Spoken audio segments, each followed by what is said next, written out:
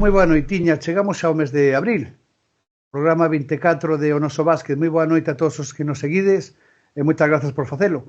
Nesta semana temos algo especial. Temos os dous entrenadores, adestradores axudantes do Río Brogán, a Víctor Pérez e Fernán Varela. Tamén contaremos con Gonzalo da área social do Eicargo Booking Ourense, as nosas ladetadas de primeira, como non, Federación e de ACB, análise da xornada en feminino, con Laia Moya tamén, do Celta Fensa, no mundo da arbitraxe Álvaro Leis e moitos máis contidos que imos comenzar, como sempre, dándolle as boas noites a Paco Trigo e a súa análise da xornada.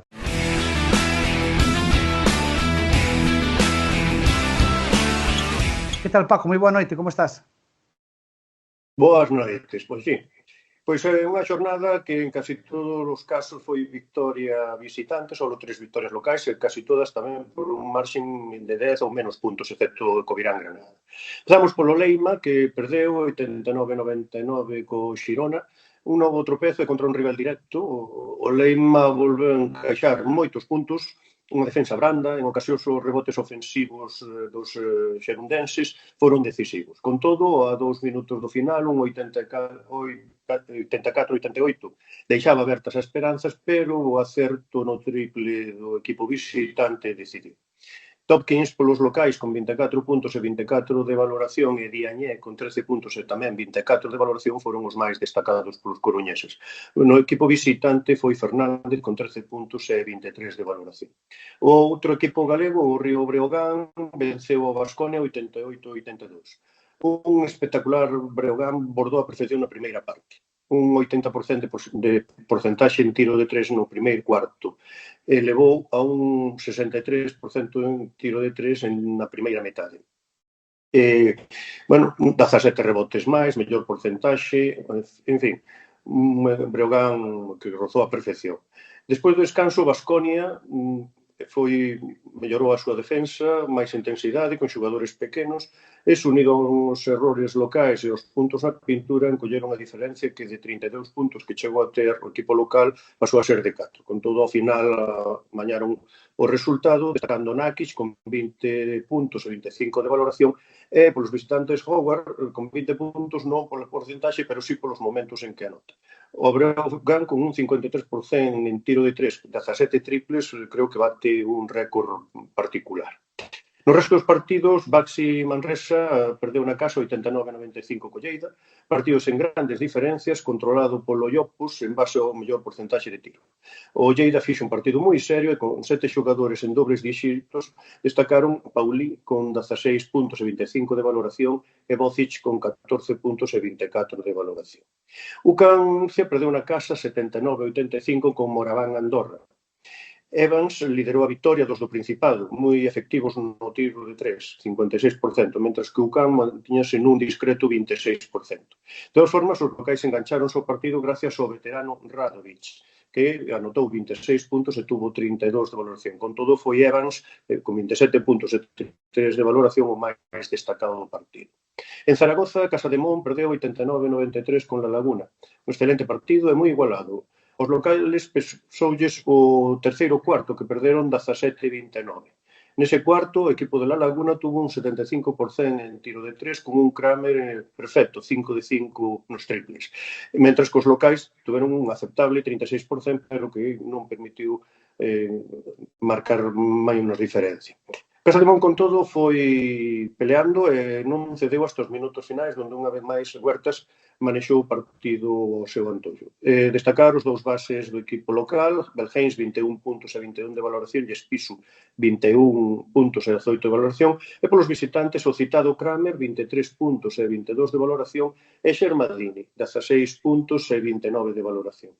No Covirán Valencia, victoria contundente dos valencianos 69-97. O 5-23 do segundo cuarto fundiu o Granada, que comezou ben, pero que chegou aí perdendo de 32 puntos. O Valencia foi moi superior en todos os aspectos, liderado fundamentalmente por Costello con 18 puntos e 22 de valoración e o Gelelle 18 puntos e 19 de valoración. O Dreamland Unicaja tamén foi un excelente partido, ganou o equipo local por 2 puntos, 91-89. Albici notou a 2 segundos do final, evitando unha prórroga que xa se contemplaba. Partido moi igualado, altas porcentaxes de tiro. Dreamland, que foi casi todo o tempo por diante en base a unha excelente defensa. Xurna, con 19 puntos e 19 de valoración, e Condit, con 15 puntos e 21 de valoración, foron os máis destacados dos locais, e o Sekowski polos visitantes con 21 de valoración. No Real Madrid-Surne, victoria 88-79. Presentábase o Surne con dúas baixas que limitaban o seu xogo interior, Linason e Jones, e así as cousas, os bilbaínos encomendáronse ao xogo exterior, un 44% en tiro de 3. E aguantou hasta o descanso, con 34-34. A partir dai, o Real Madrid, co domino na pintura, 22 puntos máis que os bilbaínos, pois levaron o partido. Precisamente destacaron Tavares con 27 de valoración e Ibaka con 26. O Juventud Barcelona, 86-93, no descanso, un 32-50, pois parecía que o Barça iba a levar o partido con certa comodidade, incluso a diferencia aumentou no terceiro cuarto. Pero o 33-16 do último cuarto favorable aos locais, liderados por Dodson e Decker, mudou o panorama, poñendo un 82-86 a falta de 2 minutos. De todas formas, o Barça soubo manter a ventaxe. Destacar a Tomic e Anga, con 22 e 21 puntos de valoración, ambos os dous, e Panter e Abrines polos visitantes con 17 de valoración. Así, a clasificación queda liderada polo Real Madrid con 21 victorias, sigo la Laguna 20, Valencia 19 e Unicaja xa se vai descolgando con 17. O Río Breogán mantense nunha zona cómoda con 11 victorias e Covirán e Leima pechan a clasificación con 6 e 5 victorias e cada vez máis afastados da posible permanencia. Cara Cruz en Primeira Federación, victoria dun equipo que xa está collendo o pulo para chegar ao playoff, que é o caso do Obradoiro, e Ourense, que tiña unha pedra moi dura de roer, pero outra derrota máis. Pois sí, empezamos polo Monbús, venceu con autoridade 172 o Amix de Castellón, un inicio fulgurante que xa levou a un 29 de entrada e ao descanso un 48-32, con 11 triplas dos locais. É verdade que o Monbús baixou un pouco o nivel ao finais do segundo cuarto e principio do terceiro, que permitiu achegarse un pouco o equipo castellonense, pero xa o terceiro cuarto acabou con 71-54, que deixaba as cousas sentenciadas. Un porcentaxe en tiro de 3 do 51%, con 39 triples, a fala do acerto do equipo local, que tamén dominou os rebotes, 41 rebotes, 14 máis co rival. Neste contexto, destacar a Brocianski, 19 puntos e 22 de valoración, e Barcelo, 22 puntos e 22 de valoración. Polo equipo visitante, Teite foi o máis destacado con 24 puntos e 26 de valoración. No Aircargo Booking Silvo San Pablo Burgos foi 60-74, un partido moi intenso, con predominio defensivo, pouco acerto do COP no porcentaxe de tiro, 14%, que foi paliado pola loita incesante.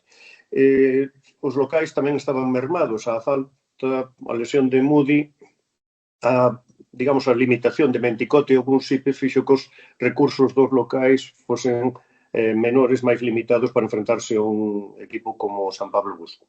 Incluso no terceiro cuarto había un 42-44 no marcador. Pero un parcial ao final deste cuarto de 0-11 foi demoledor, tanto a nivel físico como anímico. Ao final, o cansazo e o poder roteador do Silvo San Pablo Burgos impúxose. Polos locais, Sergio Rodríguez e Gil foron os máis destacados e Gudmundsson polos visitantes. O Aircargo Booking ahora está a triple empate, ainda no posto 9, que dá acceso aos playoffs. Destacar, dentro dos demais resultados, que se mantuveron na liña normal, ganando todos os favoritos, a derrota do Superagrupal Palencia en Zamora, 84-77, que deixa ao Palencia a tiro de pedra do Monbús Obradoiro para cazar a quinta plaza. Palencia ten 18 puntos, Monbús 18 victorias e o Monbús 17, e a falta de un partido contra Cantabria. Por lo tanto, as perspectivas son boas. O Ourense ten agora un calendario un pouco máis asequible a partir da seguinte xornada, que tamén é complexa. Gracias, Paco, como sempre, unha semana máis. Se vos parece, despois desta pequena pausa, imos a coñecer a parte humana e tamén deportiva de os dous adestradores axudantes do Río Breogán. Gracias, Paco, moi boa noite. Boa noite.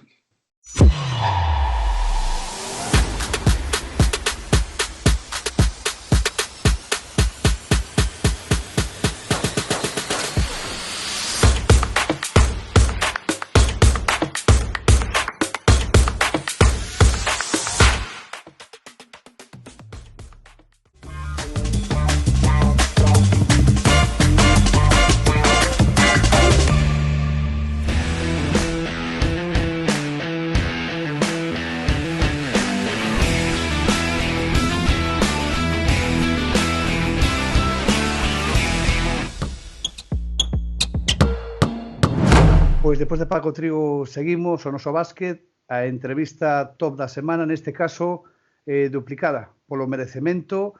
Temos os dous adestradores auxiliares, axudantes do Club Baloncesto Breogán. As caras xa son coñecidas, tanto Fernán Varela como é o caso de Víctor Pérez. Moi boas por estar connosco, moitas grazas. Boas, grazas a vos. Con nós temos tamén o noso tridente, a Roberto Anidos, a Ovidio González e Sergio Del Pon. Como andades? Boa noitiña. Moi ben, nunca mellor. Ainda recuperando o ritmo cardíaco, 2 días despois recuperando o ritmo cardíaco, pero ben, ben. Despois contareivos unha historia que do Breogán que como quede entre nos playoff, hai dous que están nesta pantalla que van facer o Camiño de Santiago. Está grabado e veremos como fan o Camiño de Santiago. Pero aí quedou a grabación. Aí quedou. Eu non son, No, claro. Se os parece, empezamos vai estar complicado, pero bueno. Bueno. Ainda queda moito que remar. O Camiño de Santiago tamén vai estar moi complicado como se faga. Se vos parece, comenzamos dando un pouco, a presencia de cada un, no? O caso de Fernán, pois a súa carreira no Estudiantes, posteriormente unha época tremenda, pero curta, no ensino, porque, se non lembro mal, eu estaba no pabellón, o partido que el contra Membibre, cando colliches o posto, depois da cesión de Miguel Ángel Ortega, foi tremendo, unha época moi condensada en pouco tempo, pero exquisita e excelente. É un gran coñecedor de algo que o mellor hai xente que, vaga a redundancia, descoñece, o baloncesto feminino nas categorías dos Estudiantes de Lugo, e tamén posteriormente, se falamos do ensino, pois máis do mesmo. Fernán, a primeira pregunta que quería facer non é de Breogán, é directamente sobre o tema do básquet femenino, o salto cualitativo de básquet femenino, tanto junior, selección galega, no seu momento tamén, ao masculino. Ten que ser un transatlántico que se colle complicadamente, non? No mar. O cambio de femenino a masculino, queres dicir? Pois mira, vouche decir que non, que hai algunhas diferencias, obviamente, o xogo por enriba do aro, sobre todo, mellor a capacidade física en algunhas accións, pero isto decía moito cando adestraba en feminino, a oposición tamén se iguala físicamente, entonces ao final o xogo que depende de nós, dos adestradores, do que traballamos, non hai tanta diferencia, hai diferencia nas competicións, hai obviamente algunhas diferencias, igual que pode haber entre un cadete e un junior, o mellor, non? Tanto en masculino como en feminino, pero despois en canto ao xogo, en canto á técnica, como adestrador non diría que notei tanto ese cambio. E algunha lembranza da primeira etapa no Breogán, no 2012-2013, que queras salientar connosco? Moitas. Non sei cal destacaría, non? Para min pilloume moi novo, era un adestrador que levaba pouco tempo no traballo, fora prácticamente por iniciativa de Pepe Rodríguez en aquel momento, porque me veía nas gradas vendo os adestramentos, sabía que falaba ben inglés, que me abriu tantas portas dende aquela etapa, non? O poder falar idiomas. Recordo con moito agarimo, con moito cariño, aprendín moitísimo, para min foi unha experiencia lóxicamente moi potente, poder compartir con adestradores, ademais aquel ano, dentro de que foi unha circunstancia mala, non? Porque sempre a saída dun adestrador é mala, visto ahora con perspectiva, o poder compartir tanto con Pepe como con Lisardo e con Quique como axudante despois, pois foi unha experiencia que lóxicamente me axudou moito nestes anos. E no tempo de lecer, viaxas a Turquía tamén, non paras? Sí, mira, que ao final Tive moita sorte. Tiven experiencias moi chulas aquí en Lugo, seleccións galegas, unha concentración coa española, pero Turquía ahora levo 3 graus podendo ir ali a traballar, a adestrar con rapaces moi noviños, pero estou encantado de poder facelo. Tamén saín a Estados Unidos, entonces sen sair de Lugo, realmente, porque toda a miña vida vivín en Lugo, ter todas estas experiencias para min, eu considérome moi afortunado gracias ao baloncesto. E o segundo dos invitados, deixolle a palabra a un camarada, amigo e loitador moitos anos xuntos, a Sejo del Pon. Víctor Pérez, en manos de Sejo del Pon, tú verás. Hola, Víctor. Moi boas. A verdade que é un pequeno embolado isto de fazer a ti unha entrevista, non? Eu estou expectante a ver como vai a cousa, No, a ver, eu da trayectoria de Víctor non vou a falar, bueno, eu sei que estivo na Salle, que estivo despois pola Rioxa, creo que tamén estivo. Eu cando de verdade coñezo a Víctor na súa época de axudante de Moncho e de Gonzalo no Obradoiro. Antes de empezar a entrevista, Víctor, aquí tivemos unha persona aquí ti estiveste moi vinculada e que estivo moi vinculado ao Obradoiro. Que cando íbamos a preguntar polo Obradoiro, dixo que non quería falar do Obradoiro. Tú tes algún problema para falar do Obradoiro? Non teño ningún problema para falar de nada que me preguntes. Xa saldrei eu como teña que salir. Esa é a actitude. Logo falaremos do Obradoiro, pero ahora vamos a falar do tema Breogán, sobre todo da túa fichaxe polo Breogán. Tú xa en varias entrevistas dixeches, bueno, que problemas familiares non querías sair de Galicia, que ademais a saída do Obradoiro pois quizás foi un pouco traumática polo que significou despois de tantos anos estar aí e perder a categoría. O Breogán no verao tanteate. Sí, teño, bueno, cando salgo do Obradoiro, cando xa se anuncia a miña saída do Obradoiro, varios clubs póñense en contacto comigo, e un deles é o Breogán. E eso, ao principio dices que non. Dices varias veces que non. E logo, sí, díxenlle que non, porque non me parecía no seu momento, pois viña de estar no Obradoiro, de descender, non me parecía nese momento o sitio ideal para ir, no? por temas a rivalidade igual que tiñamos, non me sentía un pouco, quería sentarme, reflexionar, non me parecía nese momento o sitio para ir, non? Por temas familiares tamén rexacei outras que eran de fora de Galicia, tamén hubo algún outro club de Galicia que depois en contacto comigo, pero non chegaba, en final non se quedo en concreto con nada, vou ao paro. Depois o que se pon en contacto comigo pois é a Federación Galega de Baloncesto para levar o equipo cadete masculino e empecé con eles a adestrar. E depois ven a posteriori chamada do Breogán, pois máis adiante volvo a dicir que non, volvo a insistir, volvo a dicir que non, volvo a insistir, volvo a dicir que non, e a cuarta, pois ao final dígolle que sí, xa non foi unha decisión así tampouco de ahora sí, non? Foi meditada, pero tamén me apetecía traballar, era, como dixen, a mellor posición na que podía estar era na Liga CB, porque que mellor coñezo, é unha liga que, como todo o mundo sabe, a mellor de Europa de liga doméstica, era unha oportunidade moi boa, igual xa deixo escapar depois po ano xa non teño, igual po ano tamén xa necesito adestrar, non? Collina é moi ledo de coller. É dicir, que a túa primeira renuncia, por así decirlo, foi un tanto por, non sei se chamarlle ética do tema da rivalidade, de todo o que se movía. Había un pouco de todo, pero non me parecía lóxico ir ao Breogán nese momento, depois de haber descendido co Obradoiro. Ti nesta temporada tiveches oportunidade de quedarte no Obra? Máis ou menos tiña claro que non iba a seguir, xa o ano pasado xa me costou moito decidirme por seguir un ano máis, por diferentes circunstancias, pois xa me axudaron a tomar a decisión, pero, bueno, xa tiña bastante sopesada. Son unha persona que tome moito así as decisións que tomo, creo que as penso bastante, son consecuente con elas, non son así nada espontáneo ni por impulsos de tomar decisións. Bueno, por unhas circunstancias que se deron, pois hai que non ten sentido que este aquí, tampouco, non? Pero, bueno, só tiña, miña cabeza xa estaba máis fora do Obradoiro que dentro.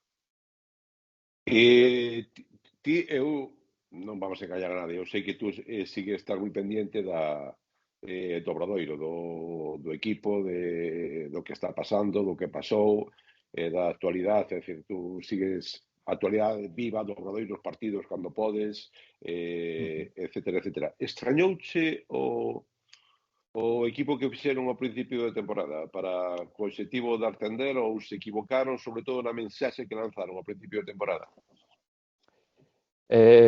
Bueno, eu creo que ao principio inflouse demasiado o globo, porque xa foi como hai que ascender, e imos a ascender, algunhas frases, pois, como vamos a ser o Real Madrid da LEP, ou calquer xogador, calquer adestrador vai querer vir a este club, porque tal, bueno, creo que foi un pouco atrevido, non?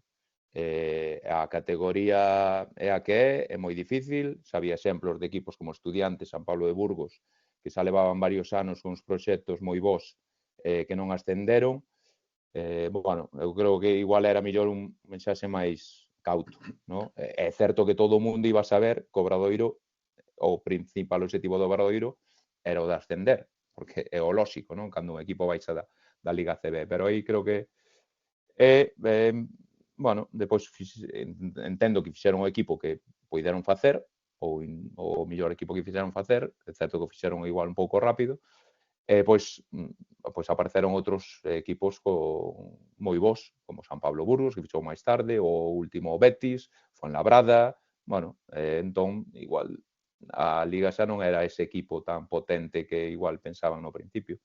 Bueno, por iso hubo cambios de adestrador, hubo cambios de xogadores, bueno, agora aparte que xa teñen un pouco máis claro o máis cerca ese equipo que igual pretendían facer ao principio da tempada. Pois xa continuamos o vídeo, Robert. Bueno, centrándonos na actualidade na que vos manexades ahora mismo no Breogán, bueno, eu dicía antes que estou xa casi recuperado da arritmia, non sei como levades vosotros, supoño que de outra maneira, porque o vivides de outra maneira, pero vaya finales de partido que estamos vivindo últimamente, non? Sí, a nivel de nervios eu creo que se vive peor desde a grada que dende o banquiño, non? Que estamos sempre pensando na seguinte acción, sempre no seguinte que toca facer. Entón, bueno, pois estamos máis...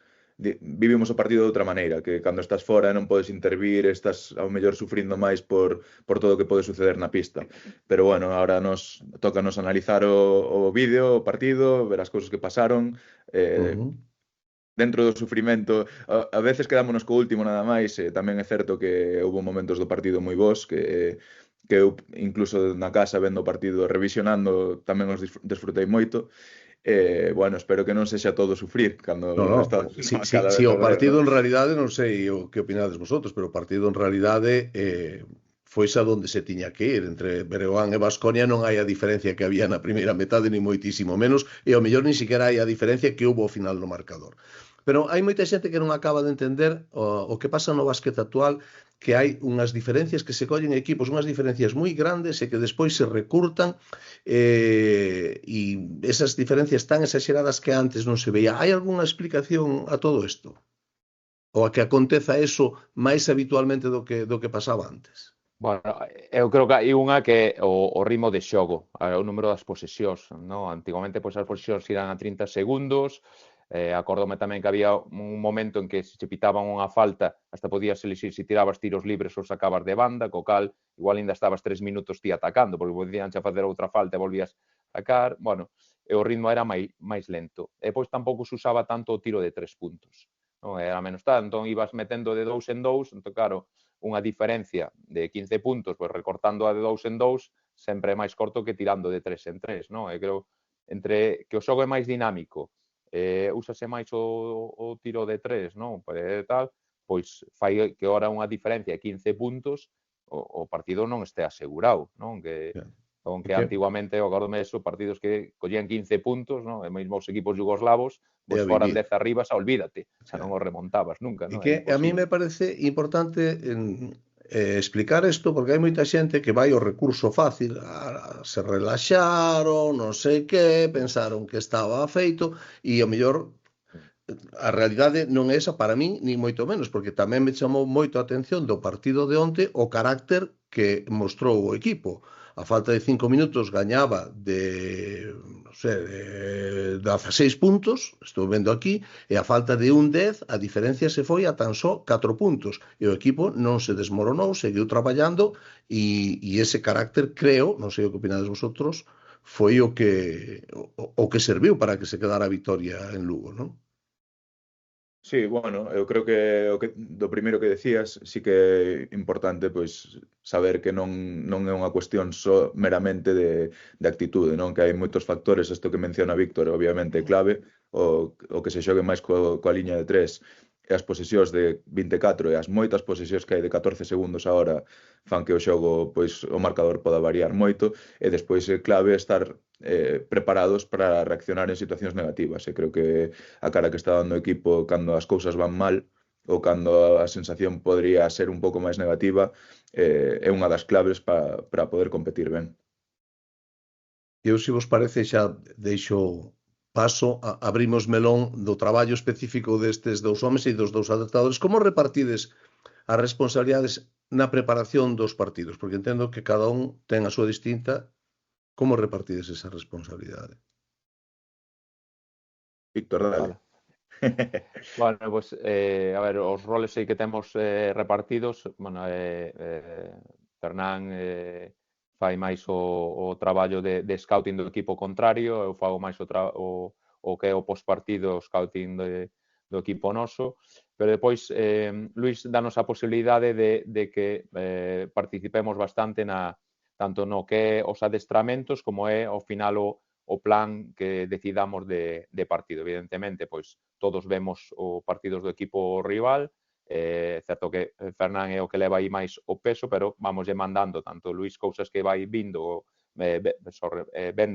eu tamén, pois dicimos, viches este fondo ou esta tal ou esta situación que están atacando tal, entón, bueno, poñémoslo aí un pouco en común, ese feedback que vamos recibindo todos, pois ao final é o que decide o plan de partido. E nos adestramentos, pois, inda que tamén temos un pouco dividido, pois, eu traballo con interiores, Fernán o traballo cos exteriores, non quer dicir que eu non poda ir a falar con exterior, nin que Fernán poda falar con interior, non? Pois, cando haxa unha cousa que ve faino e fala con el, bueno, a verdade é que somos tres adestradores que interactuamos bastante cos xogadores, tanto no que é adestramento como no día a día.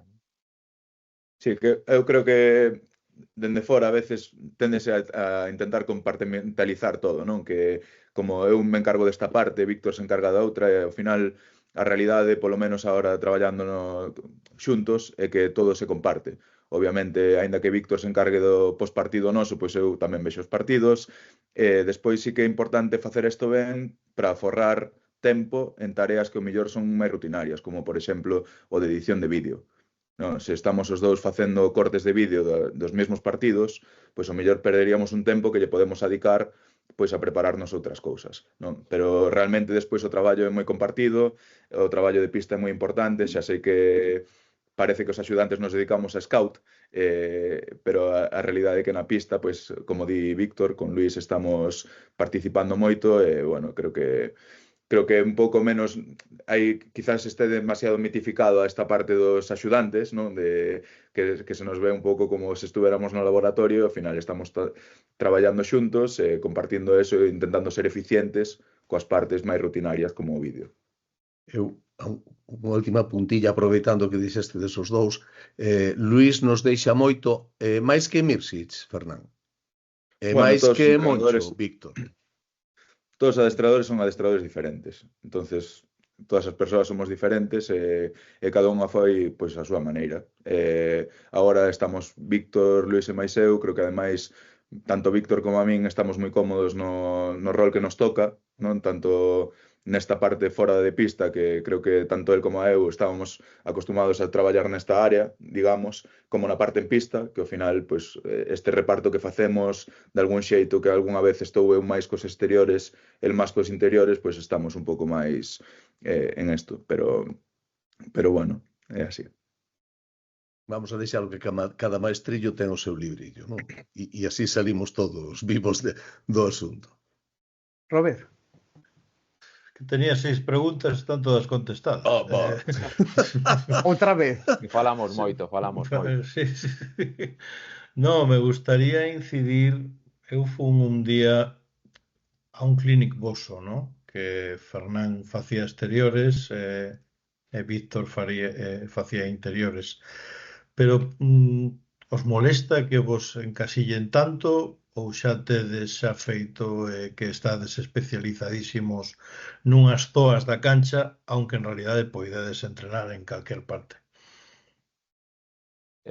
Bueno, falo a miña experiencia. É certo que a min foi unha casualidade no seu día, porque foi que chegou Salameirí ao Obradoiro e dixeron, bueno, encárgate ti e tutela, non? Daquela, pois, tampouco había moita información, non había tanta xente grande, estou falando do ano 2012, non había clínicos específicos de traballo con xogadores interiores, entón, bueno, foi un pouco desto de ir aprendendo de cousas que vexo, error, bueno, ser un pouco autodidacta, no? Nese aspecto. Pois, claro, é certo que cos pasos dos anos, pois, ven outro, e xa te vas creando un pouco esa especialista. É certo que despois, pois, xa che din, hostia, é que este tío traballou con estes, vámoslo escoitar nun clínic, e logo das o clínic un pouco eso, pero o que dixen, eu creo, se teño que traballar con exteriores, vou a poder traballar. E Fernán, se ten que traballar con interiores, vai traballar perfectísimamente, non? E igual que tamén, pois, o que nos dou ahora a oportunidade profesional é ser adestradores axudantes, pois, algún día igual somos primeiros adestradores. Bueno, Fernán foi a nivel femenino na máxima categoría, non? Eso, bueno, o pasa é que son as oportunidades que che van dando, non? Pero eu creo que o adestrador é un adestrador global, non? De todo, hai que manexar todos os ámbitos e non é só especializarte nun ámbito. Igual, si na NBA, que hai entrenadores especializados, non? Que só o contratan para facer ese traballo determinado, pero creo que no baloncesto europeo todos participamos un pouco de todos, inda que temos unha parcela marcada, non? Ou por economizar o esforzo de comunizar o traballo. Sí, na liña do que di Víctor, ao final tamén un pouco que nos tocou. Eu adestraba, como ben dixo antes José, en estudiantes, e as rapazas e os rapaces cos que traballaba pois non medían 2,15. Entón, pois, a miña forma de medrar e de aprender foi a través deses xogadores, sempre conto mismo, non? Que a través de adestrar con Esther, con Sara Corredoira, con María Corredoira, con Adrián Chapela no Brao, con Sergi Quintela, pois, lóxicamente, especialízome, non sei se en exteriores ou non, pero sí nesas persoas. E agora pasa un pouco mismo, non? Agora estamos no Breogán e trato de ser máis que especialista en exteriores, pois especialista en Dominic Mabra, en Artur Kurux, en Day Grant, coñecelos o mellor posible, e como ben di Víctor, como adestradores, pois se nos toca adestrar a un que non ten posición, porque aínda non está en edad de estar especializado, ou un interior, pois teremos que ser especialistas no que nos toque.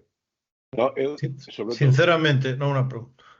Sinceramente, eu xa sei que estades no mesmo equipo, non? Pero que presión ten ser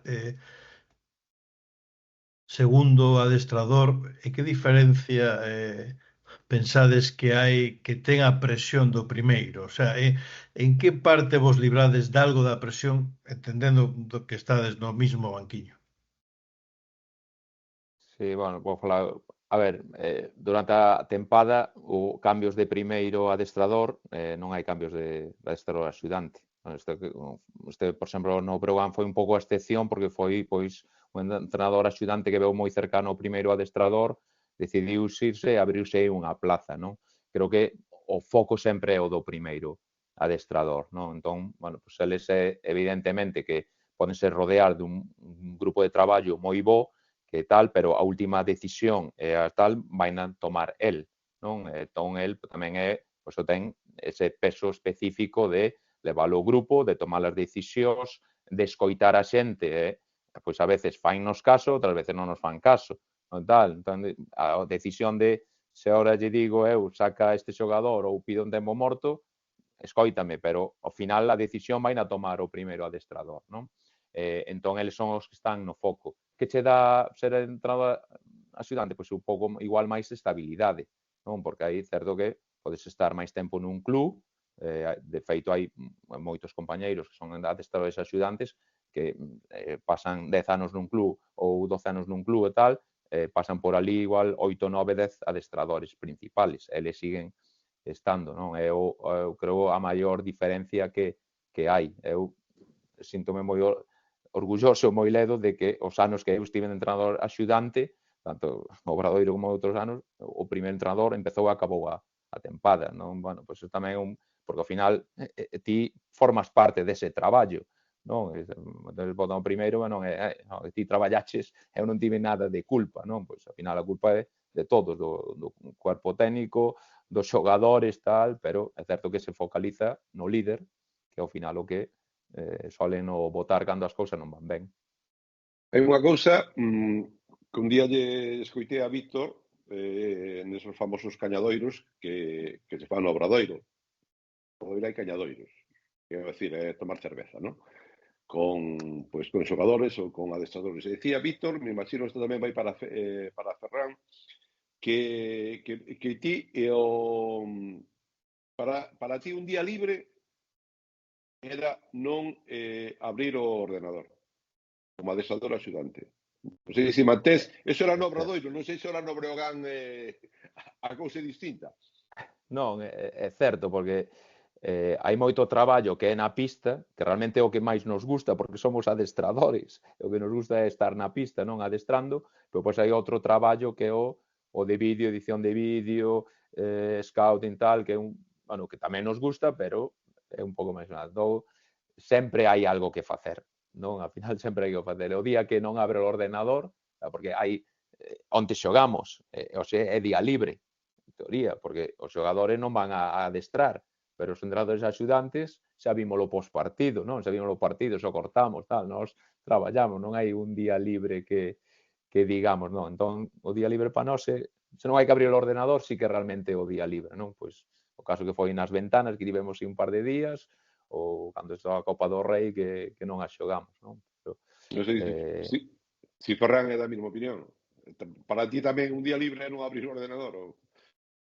Pois non sei que decirche, a verdade, porque sí que é certo que non ter o compromiso de ter que ir ese día ao pabellón tamén se nota, e despois aquí tamén cada un o leva dunha forma diferente. Eu a veces teño problemas para que non se me ocurran cousas, estando vendo un partido ou falando coa xente, non estar pensando no equipo.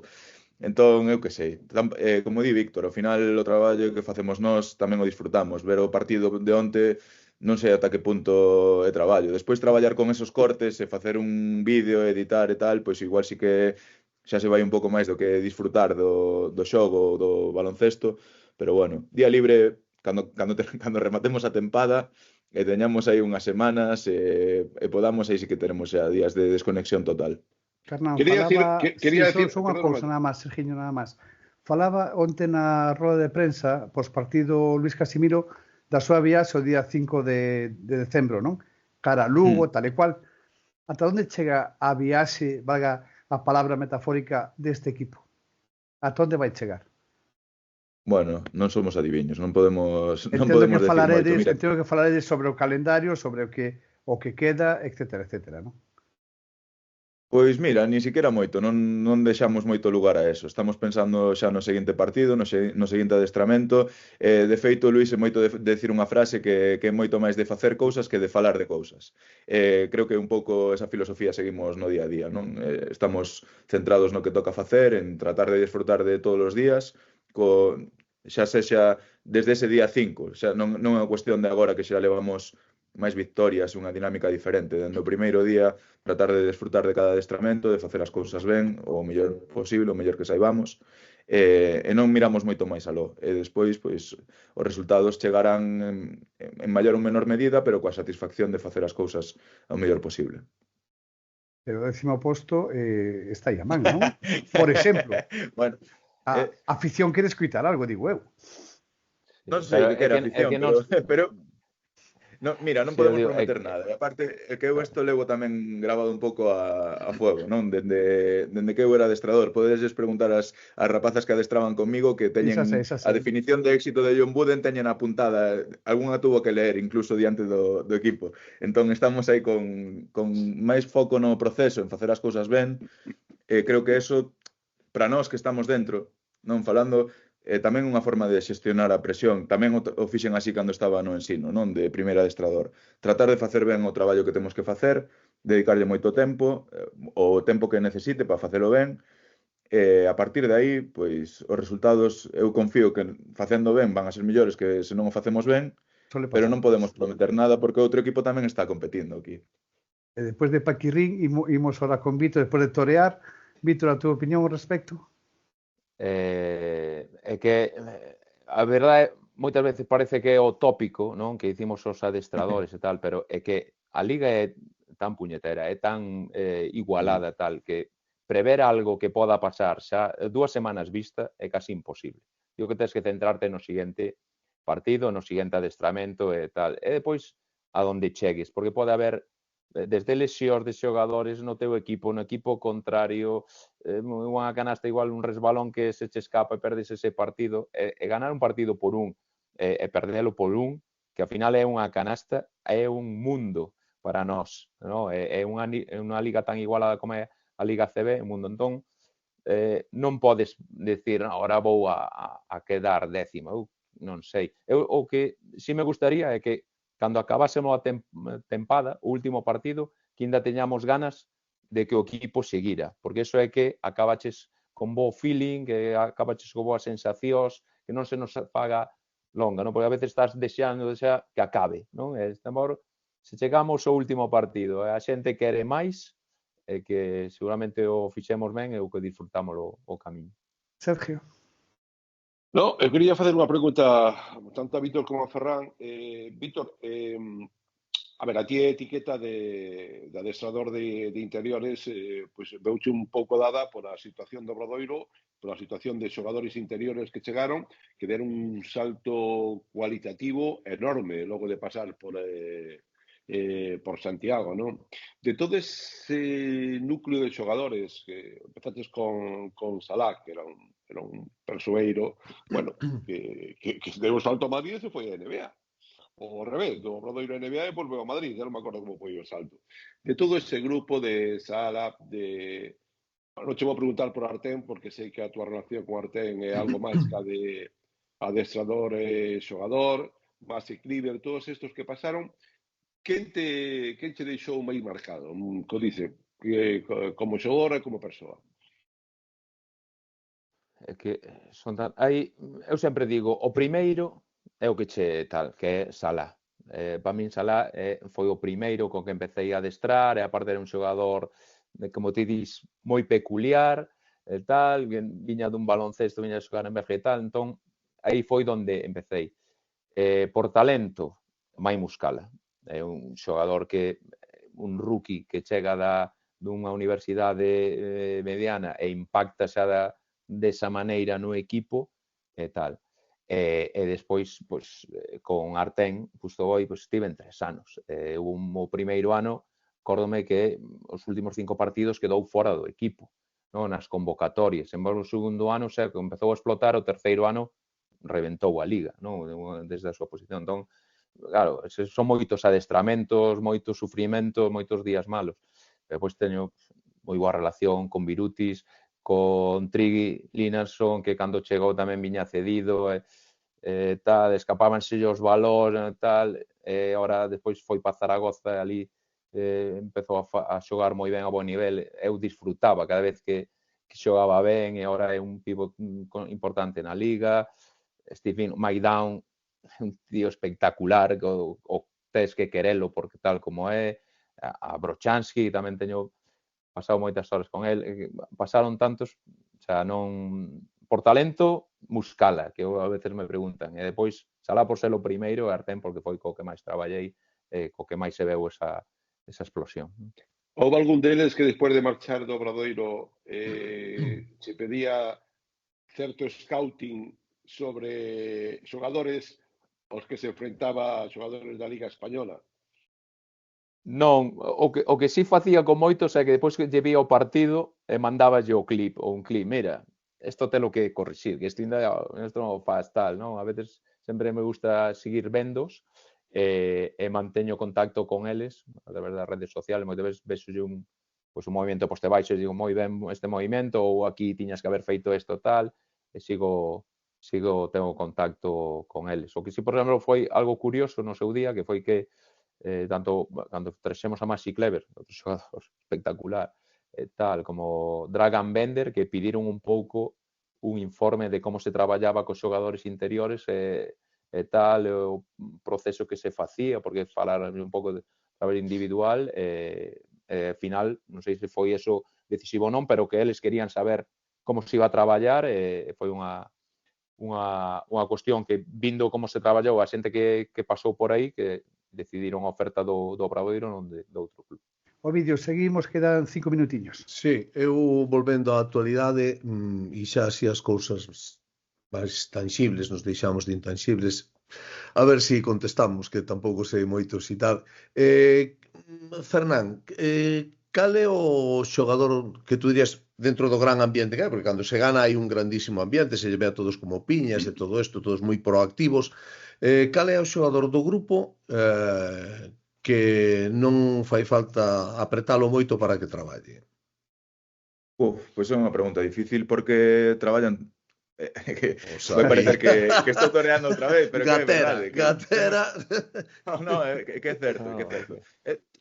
Tivemos grupos moi bons estes últimos anos, en xeral, o ambiente de traballo era moi bon. A xente está moi pola labor de facer as cousas, de intentar, de traballar con esforzo. Creo que este ano non sei Víctor o que opina, pero creo que temos un equipo que en todas as tarefas que facemos, en todas Víctor todos vai están me dicir entregados. o que máis traballo lle costa. O xogador que menos lle gusta traballar.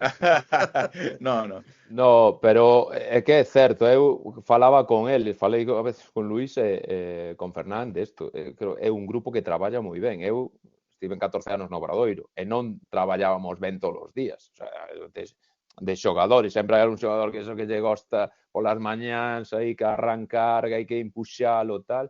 E a verdade que o grupo que temos en eso é espectacular. Bueno, se queres por hubo un que pasou e que non iba moi por aí e pasou pouco tempo, non? Pois igual porque non, sabes? Pero é que vamos a disparar o que pasou. O que pasou, pero é que eso que di Fernán, que non engaña. E non só a nivel de esforzo, non, que é habitual tamén, senón tamén de atención, de intentar as cousas, de non ter medo a probar cousas novas, o mellor no adestramento, tanto a nivel técnico como táctico. Creo que temos un grupo moi chulo para traballar con el. Hai moitas miradas postas en Hilliard, que é un xogador que non elude responsabilidades, ten as súas idas de olla tremendas, que perde uns valores así estratosféricos que te volven un pouco tal, pero que é un grandísimo xogador e cunha calidad tremenda. Para min, sin lugar a dudas, é o líder deportivo do equipo, sin dúbidas. O grupo o ve como líder e teño tamén curiosidade por saber como exerce ese liderado, si o ten, ou si pola contra é un xogador que pasa desapercibido, que non se relaciona moito co grupo. Bueno, creo que pola experiencia que ten e pola trayectoria que ten Darren, non, creo que sí que dende o primeiro momento os demais xogadores pois poden ter máis atención polo rol que ten no equipo tamén, non? Un xogador como el que ten todas estas características.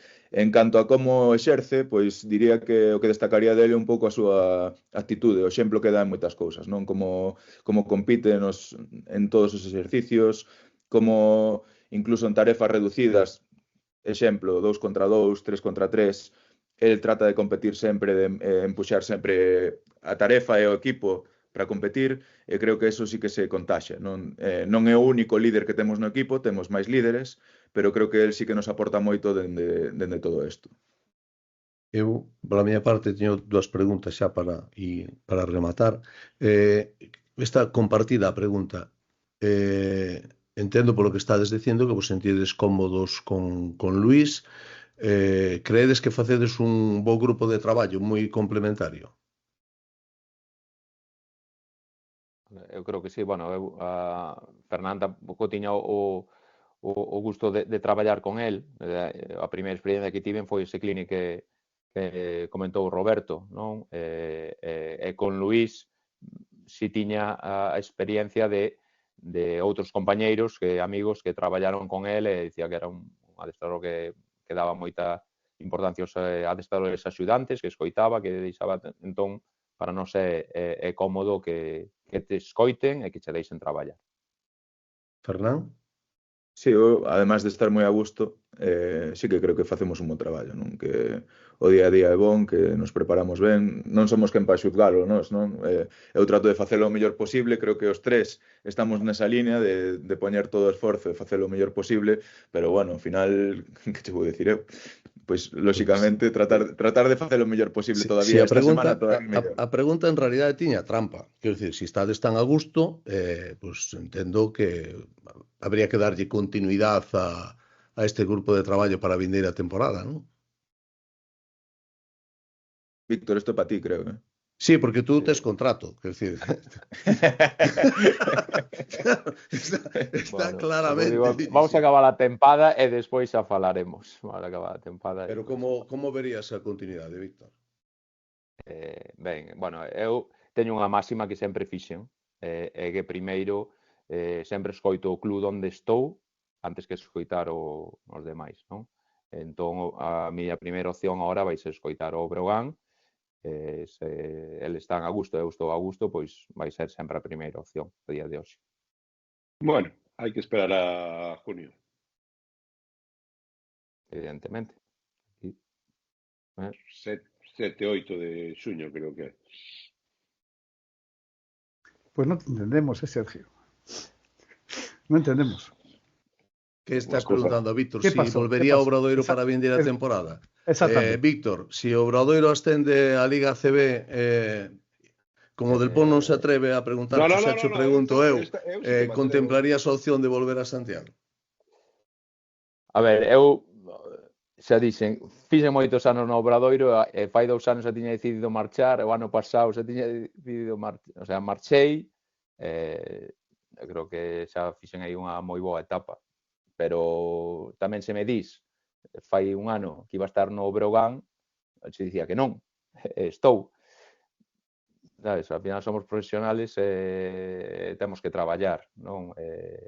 O Obradoiro estuve moi a gusto, teño moi bo recordo do club e da xente do club, bueno, ainda son abonado, sou accionista, socio, é o club da miña cidade, pero ahora eu démome ao Breogán, e como dixen, para min ahora o Breogán é o primeiro que vou escoitar, e se o Breogán está a gusto comigo e eu, ao final, chegamos a un acordo, a miña primeira opción vai ser seguir no Breogán. Robert. Pois o mellor non chegamos a junio, entonces. Dime. No, digo, estás aí. No, moi ben, escoitando nada. Sinto que lles preguntamos cousas repetidas, o sea, pido perdón. Pero me refiro que... Non, eu creo, estaba a pensar... que creedes? Que tedes un equipo entre mans máis táctico ou máis técnico? O sea, credes que tedes un grupo con moita calidade ou se ten que mellorar en virtud a piña, o grupo e a táctica vosa e de Luís? Fernando, te la dejo para ti esta. Sí, claro. é que, bueno, a técnica e a táctica ao final separalas é moi complicado. Bueno, Isto pois che é, pregunto diferente. Tes un grupo que ten talento a raudales ou crees que bueno, se podes comparar con outros equipos que tiveches nos outros anos, tes un equipo máis compensado polo táctico ou crees que tes un equipo con moita técnica? é unha pregunta difícil, Roberto. Creo que temos xogadores con moita calidade individual, temos moita capacidade en algúns deles para xerar ventaxas, para poder anotar, pero lóxicamente, por eso che decía que era difícil separalo, non? Porque ao final de pouco sirve ter unhas ferramentas moi boas se non sabes cando empregalas, non? Entonces ao final no xogo isto é unha parte do traballo que temos que facer sempre como adestrador, estou falando incluso a nivel de formación, todos os recursos técnicos están asociados á táctica, non só colectiva, senón tamén de como as emprega cada xogador. Entonces as capacidades é difícil separalas, non? Por exemplo, falando do tiro de Toni Nakic, non? De un dos xogadores do equipo, é difícil separar a capacidade que tende a anotar coa súa capacidade de xogo sen balón ou de toma de decisión no tiro, non? Entonces, por que é mellor tirador Toni? Porque é capaz de sacar esos tiros en partido ou porque os mete? Bueno, pois creo que hai un pouco das dúas cousas, non? Temos as capacidades, teñen boas capacidades os xogadores que temos e, lóxicamente, o feito de que a táctica colectiva e individualmente eles sexan capaces de aproveitar as oportunidades que teñen no equipo é fundamental.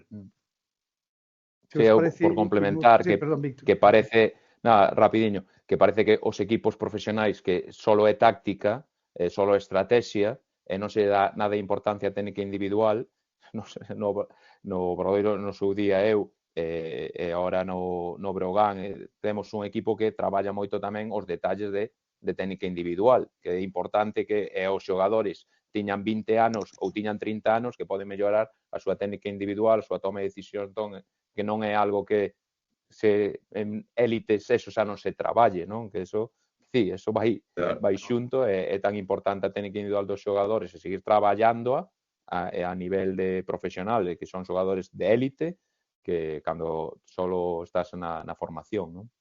Imos que a última de cada un, ao final, perdón, quería decir que ao final funcionan as dúas direccións, non? A ferramenta sen saber cando utilizala non sirve, pero a táctica, o sistema colectivo, sen ter as ferramentas individuais para executar ese movimento en concreto, pois tampouco podes aproveitar.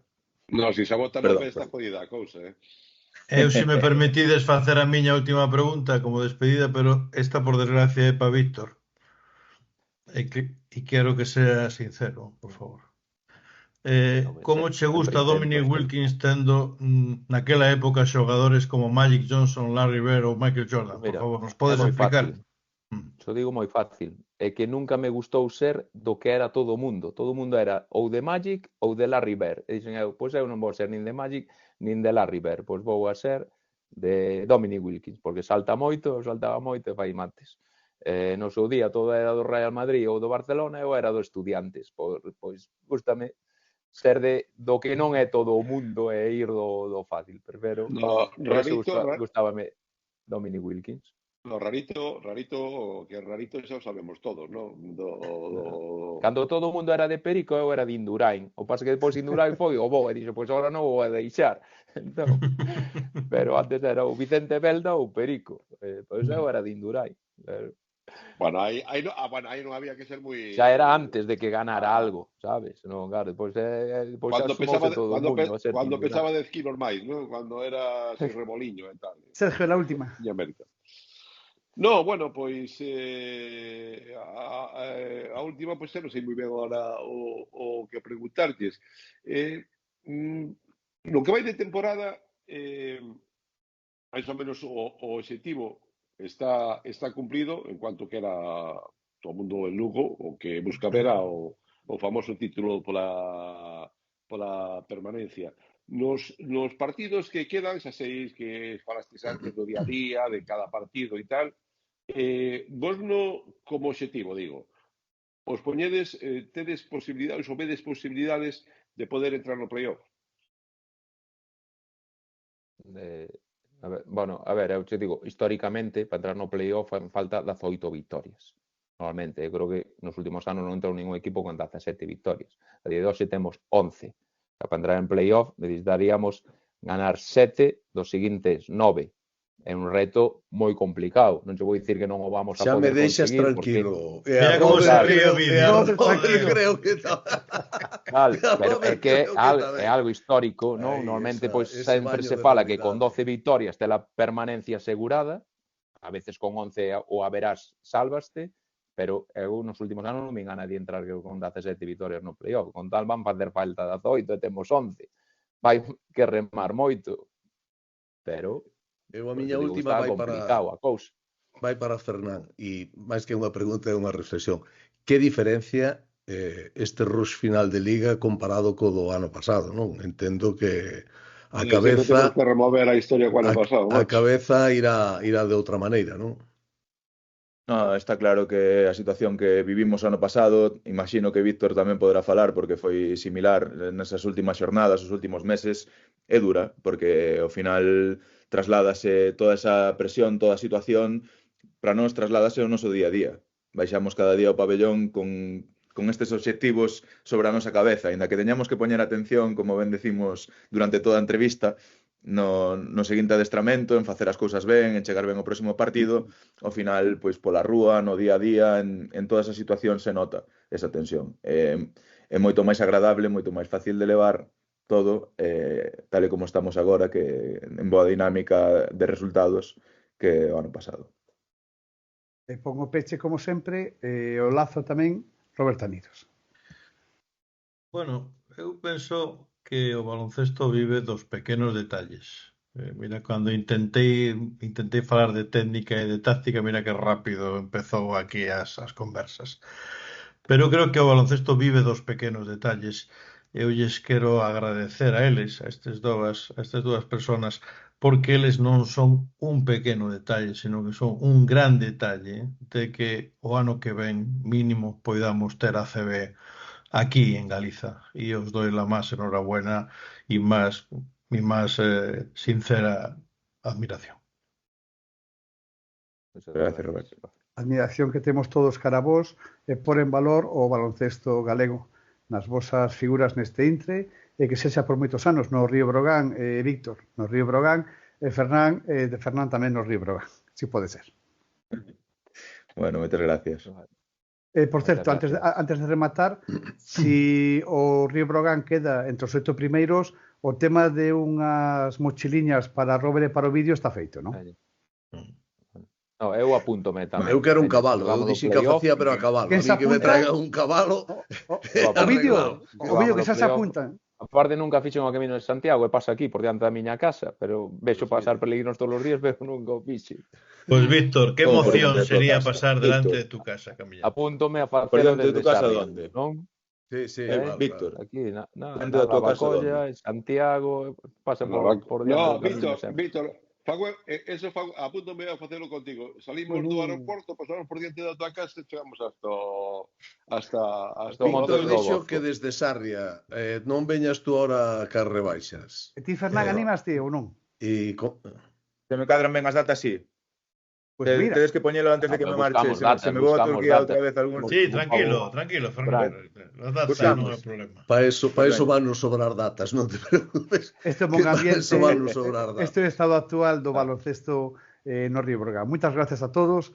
Seguimos agora analizando que foi esta xornada.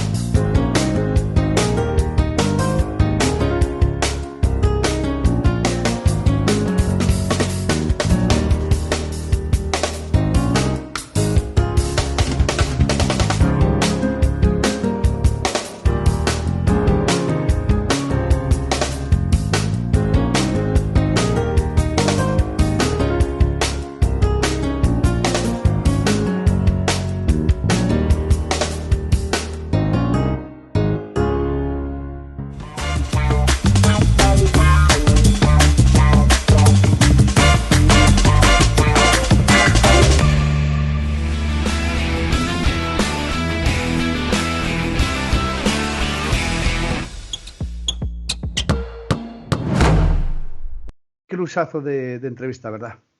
Sobre todo por en valor o básquet galego e a xente que está nel.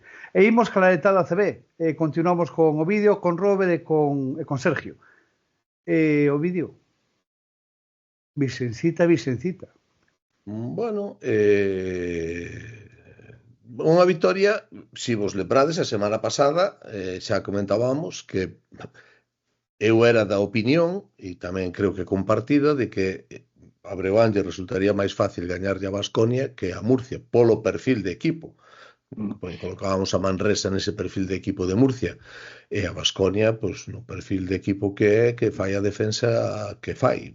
E bueno, ao final sonou, non é que sonara a flauta, ao final saliu a cousa como saliu, pero conseguiu unha grandísima vitoria despois de 2 cuartos tremendos.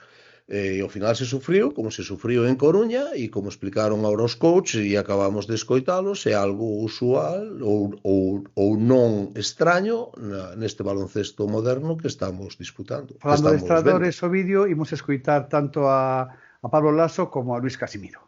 Pero hemos sido capaces de volver, pero bueno, en los 2 últimos minutos pues hemos vuelto a caer en errores que al final han sido decisivos. Hombre, me voy cabreado porque, bueno, la palabra es cabreado, obviamente por la derrota, pero sobre todo porque nuestro primer tiempo ha sido muy malo. Estaba diciendo con los ayudantes que yo cuando venía un 5 de diciembre conduciendo y cruzando toda la meseta para llegar aquí, si me dices que a 30 de marzo estamos así, pues no sé si me lo hubiese creído, hubiese dicho, para un poco, vamos a ver. Entonces estoy muy contento, estoy muy feliz. Y no me vas a sacar de ahí hoy. Entonces, el partido es el que ha sido. ¿Qué queréis? Hemos jugado muy bien y luego hemos sufrido. Y podemos analizar el por qué hemos sufrido. Pues, y cuando hemos sufrido, porque ellos han hecho cosas para pararnos, pues hemos tenido tiros abiertos, que nos hemos metido como en el primer tiempo, hemos tenido tiros libres que no hemos anotado y encima hemos cometido errores en algunos momentos groseros. A pesar de eso, hemos ganado. O sea, para estar muy contento, o al menos yo estoy muy contento y feliz hoy. Primer tiempo espectacular, orgulloso de los jugadores, de cómo han interpretado el baloncesto, en defensa, en ataque, y por tanto, como yo soy un tío positivo, me quedo con el primer tiempo. Y el segundo tiempo, orgulloso de los jugadores porque hemos sabido sufrir contra un equipo que reacciona, está claro. Bueno, Laso, a verdad que ten que estar moi cabreado e é razonable que este moi cabreado co desempeño que tuveron os seus xogadores na primeira metade, que foi lamentable, foi realmente lamentable. Algo similar ao que pasou en Coruña, unha non comparecencia do equipo. Pablo o decía na roda de prensa, é dicir, senón de que se vai dar ese resultado que se deu ao descanso, senón de que Breogán vai a meter tanto tiro liberado, non pode ter tanto tiro liberado. Cando a ti che meten un detrás de outro, tú tes que endurecer a tua defensa e faltas e salir por faltas ou o que seña. E Baskonia non fixo eso hasta o terceiro cuarto. De feito, no terceiro cuarto, cando subiu a presión defensiva, fixo en presión en toda a cancha, Breogán sufriu e acabouse igualando o partido. Bueno, eu creo sinceramente que Breogán foi merecedor da vitoria, non sei se por tanto ou por menos, non sei, eu aí xa non entro a valorar. E, bueno, unha vitoria que sirve para facer un doble desplazamento ahora a Cataluña, pois xa máis relaxado e casi sin mirar para baixo. Robert, traballando casi o vas que verás ata o último momento, con Baskonia. Bueno, está claro que é un partido que destácase polo nivel de tiro de triplas, polo nivel de anotación das triplas. Pero a mí sorprendeume o pouco que xoga Touré, o pouco que xogou Saco e o moito que xogou Apic. Seguramente un 5 que busca máis un movimento de balón e o extrapás para tirar, non? O vídeo. Bueno, Saco cargouse de faltas. Entrou Apic xa no primeiro cuarto moi pronto.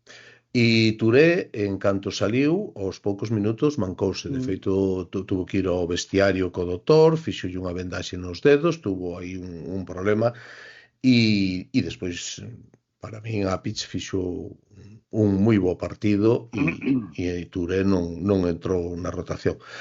Unha das que se me escapou para preguntarlle a Víctor, precisamente era referido a Touré, o por que Touré non acababa de arrancar e de entrar na rotación, porque condicións, para min, tenas, probablemente teña o 5 que mellores condicións tens para...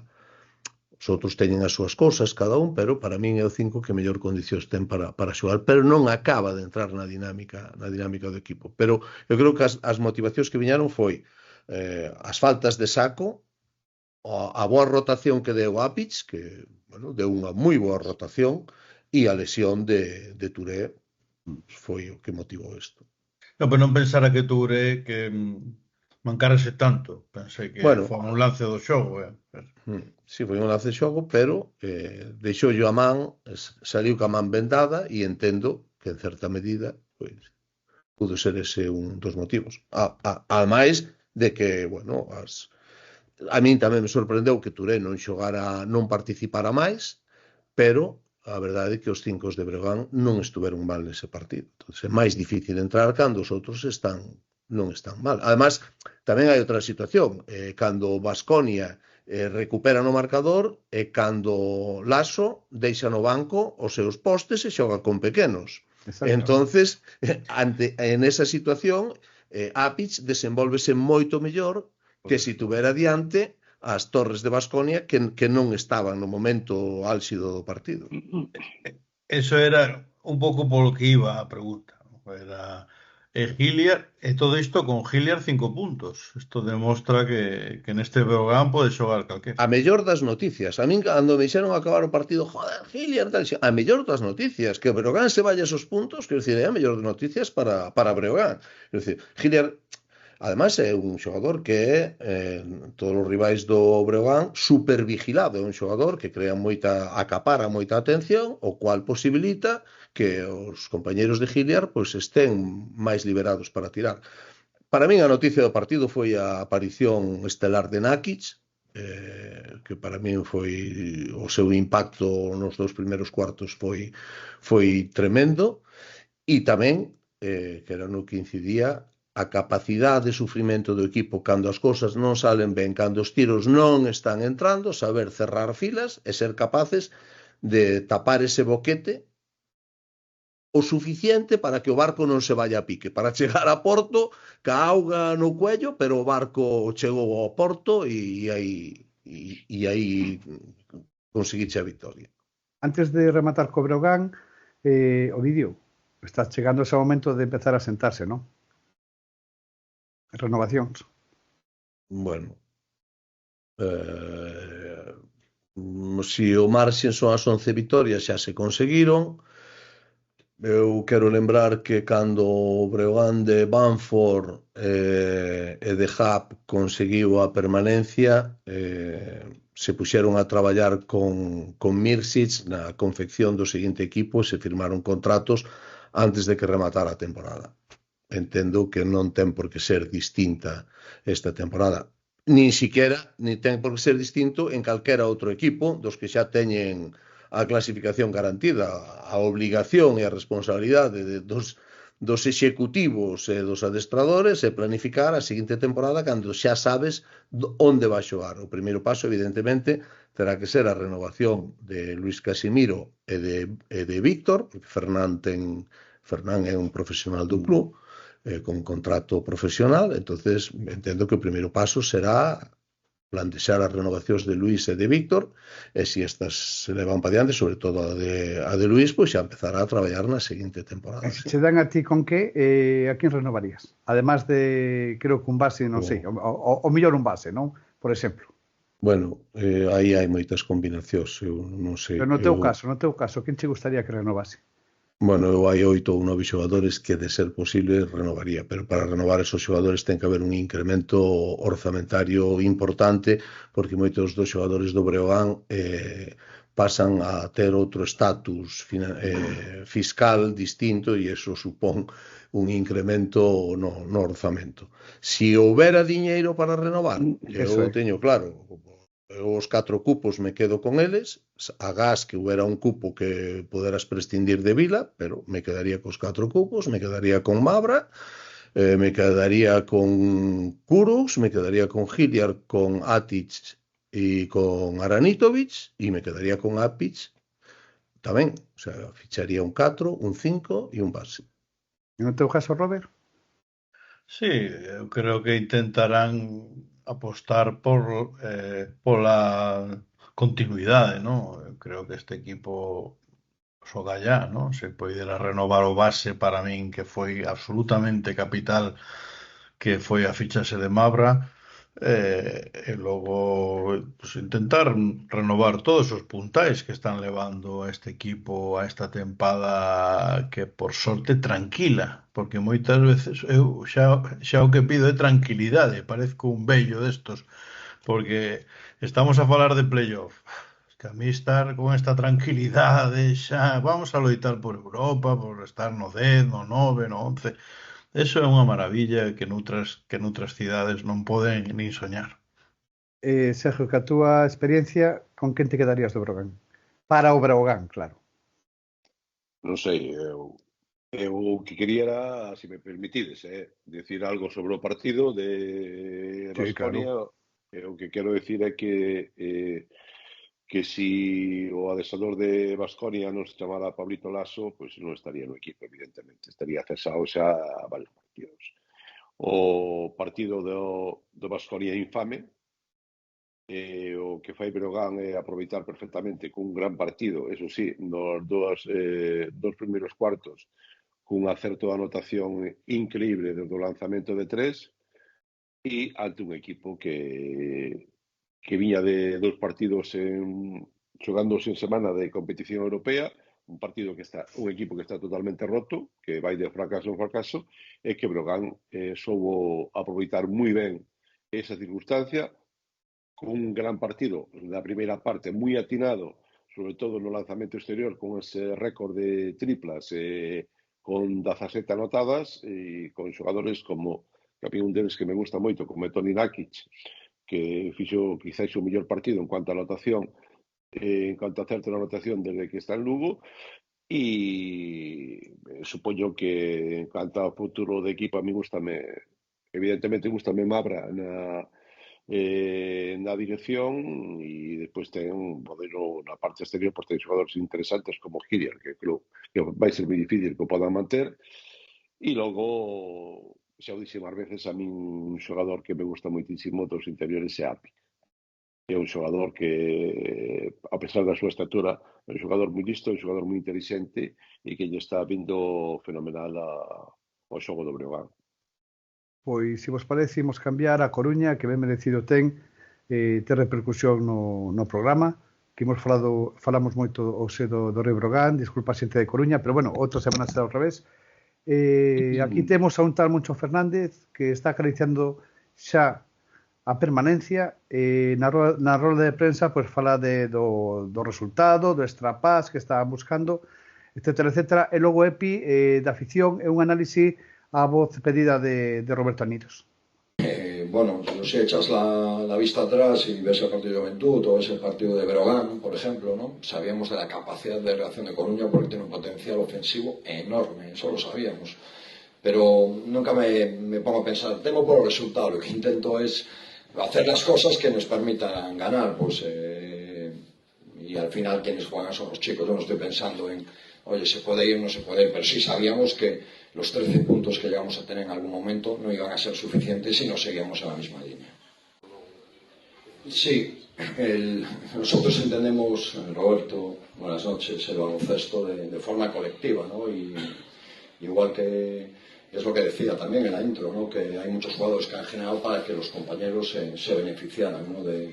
de esas otras situaciones, ¿no? Y es como lo entendemos, y bueno, pues unas veces tienes más acierto y otras menos, pero en ese aspecto, bueno, es nuestra filosofía y como nos gusta entender este juego. Y este año, bueno, pues es una experiencia nueva en la que creo que todos sabíamos que iba a ser muy difícil, pero hasta que te encuentras con ella no entiendes la dura realidad. y creo que ellos en todo momento han apoyado al grupo, han apoyado al equipo y nuestra puesta en escena ha estado bien. Después creo que durante el partido nos han castigado mucho nuestros errores, sobre todo ha habido momentos en los que las pérdidas de balón nos provocaban que situaciones de balance defensivo no fuesen buenas y bueno, creo que nada que reprochar a los chicos, creo que han hecho esfuerzo mental, físico para intentar competir con la exigencia máxima que necesitaba el partido de hoy y bueno, creo que nos han matado los dos triples, primero el de Juan y Marcos con 4 segundos sacando de banda y luego el triple de Feyerup, que eso ya nos ha... y luego ya a partir de ahí creo que bueno, pues las sensaciones no han sido nada buenas, ¿no? Bueno, eu es que Epi ben se ve xa. Epi está totalmente fundido e vese nas roldas de prensa, ¿no? E Moncho, pois, explicou. Eu a semana pasada dixen que este partido iba a estar totalmente estudiado por Moncho e así foi. O sea, foi unha exhibición de principio a fin. O Leima comenzou millor, pero logo volveuse a torcer todo polos erros comuns que teñen, no? Primeiro as perdas de balón, logo os erros nas triplas, que permiten transicións moi rápidas. O Girona, que é un equipo que lle custa anotar, outro día colleu velocidade de cruceiro e anotou con moi sinxelo. Outra vez estamos a recibir moitísimos puntos, 99. Así non se pode gañar, pero vin cousas a destacar, digo para mal, non? Se ve claramente que a rotación cada vez é máis curta no Leima Coruña, os reservas cada vez xogan menos, cada vez teñen menos relevancia, hai xogadores que xogan un montón, outros que non xogan casi nada. Creo que a química do equipo está totalmente destrozada, vese nos lenguaxes corporais, non? Nos tempos mortos e demais. Eu creo que eso é a gran decepción deste equipo, non é que perda moito, senón que ves que non vai haber reacción por ningunes. E logo Moncho, outro exemplo do que tiña preparadísimo este encontro é que logrou colapsar o xogo de Tomás Hurtel. O base non fixo, nunca estivo cómodo na cancha, somente meteu 3 puntos, asistencias moi raras. E sí, está claro que deixaron anotar moito a Trey Tompkins, porque entras neste xogo de que che deixo meter, e meto eu, e metes ti, e meto eu, que xoga este Leima Coruña, pero dende a defensa e dende ter claras as cousas, o Girona chegou aquí a Coruña e gañou ben. Eu reafirmarme unha semana máis e o que acaba de apuntar Roberto, sin defensa non te mantés na ACB. Os equipos de abaixo teñen que ter a cualidade inequívoca e obligatoria de defender ata o final e de morrer na pista. E Leima non ten eso. Eu ves despois o partido de Granada e te quedas... Granada non ten nada, porque é un equipo roto, destrozado, que non hai xogadores nin para xogar. A calidade dos seus xogadores non está na media da ACB ahora mismo, pero pelean no campo, están aí hasta o final e morren no partido. E Coruña, Leima, quedaste con eso de que non lles dá. Non sei se é de quen é a culpa. Evidentemente o perfil dos xogadores tampouco vai para eso, é un perfil de xogadores que si vas por arriba, se encontraran que as vitorias pois estarían cómodas pois na situación que pode estar Breogán agora ou tal, pero non é o perfil de xogadores para estar morrendo na zona baixa da tabla. Eu creo que esta fin de semana certificouse oficialmente o que todo o mundo contaba, a defunción de Coruña. E, bueno, ahora, na medida do posible, pois, tratar de que as semanas que quedan, pois, a afección, equipo e tal, o leven como podan, e a xente que se quede con ver baloncesto que deste nivel, porque, bueno, xa lles vai tocar descender sin ningún tipo de dúbidas. Sergio, hubo un caso histórico no que con estas victorias ao final quedóse na categoría, non? Sí, creo que un dos equipos que con estos datos creo que fora o Xixón e logo máis recentemente o Juventud de Badalona, creo que na temporada 17-18, 17, creo que conseguira salvarse estando estas alturas con 5 vitorias e creo que colleron unha xeira de, non sei, de 7 ou 8 vitorias seguidas ou así. Algo bien por aí. Pero bueno,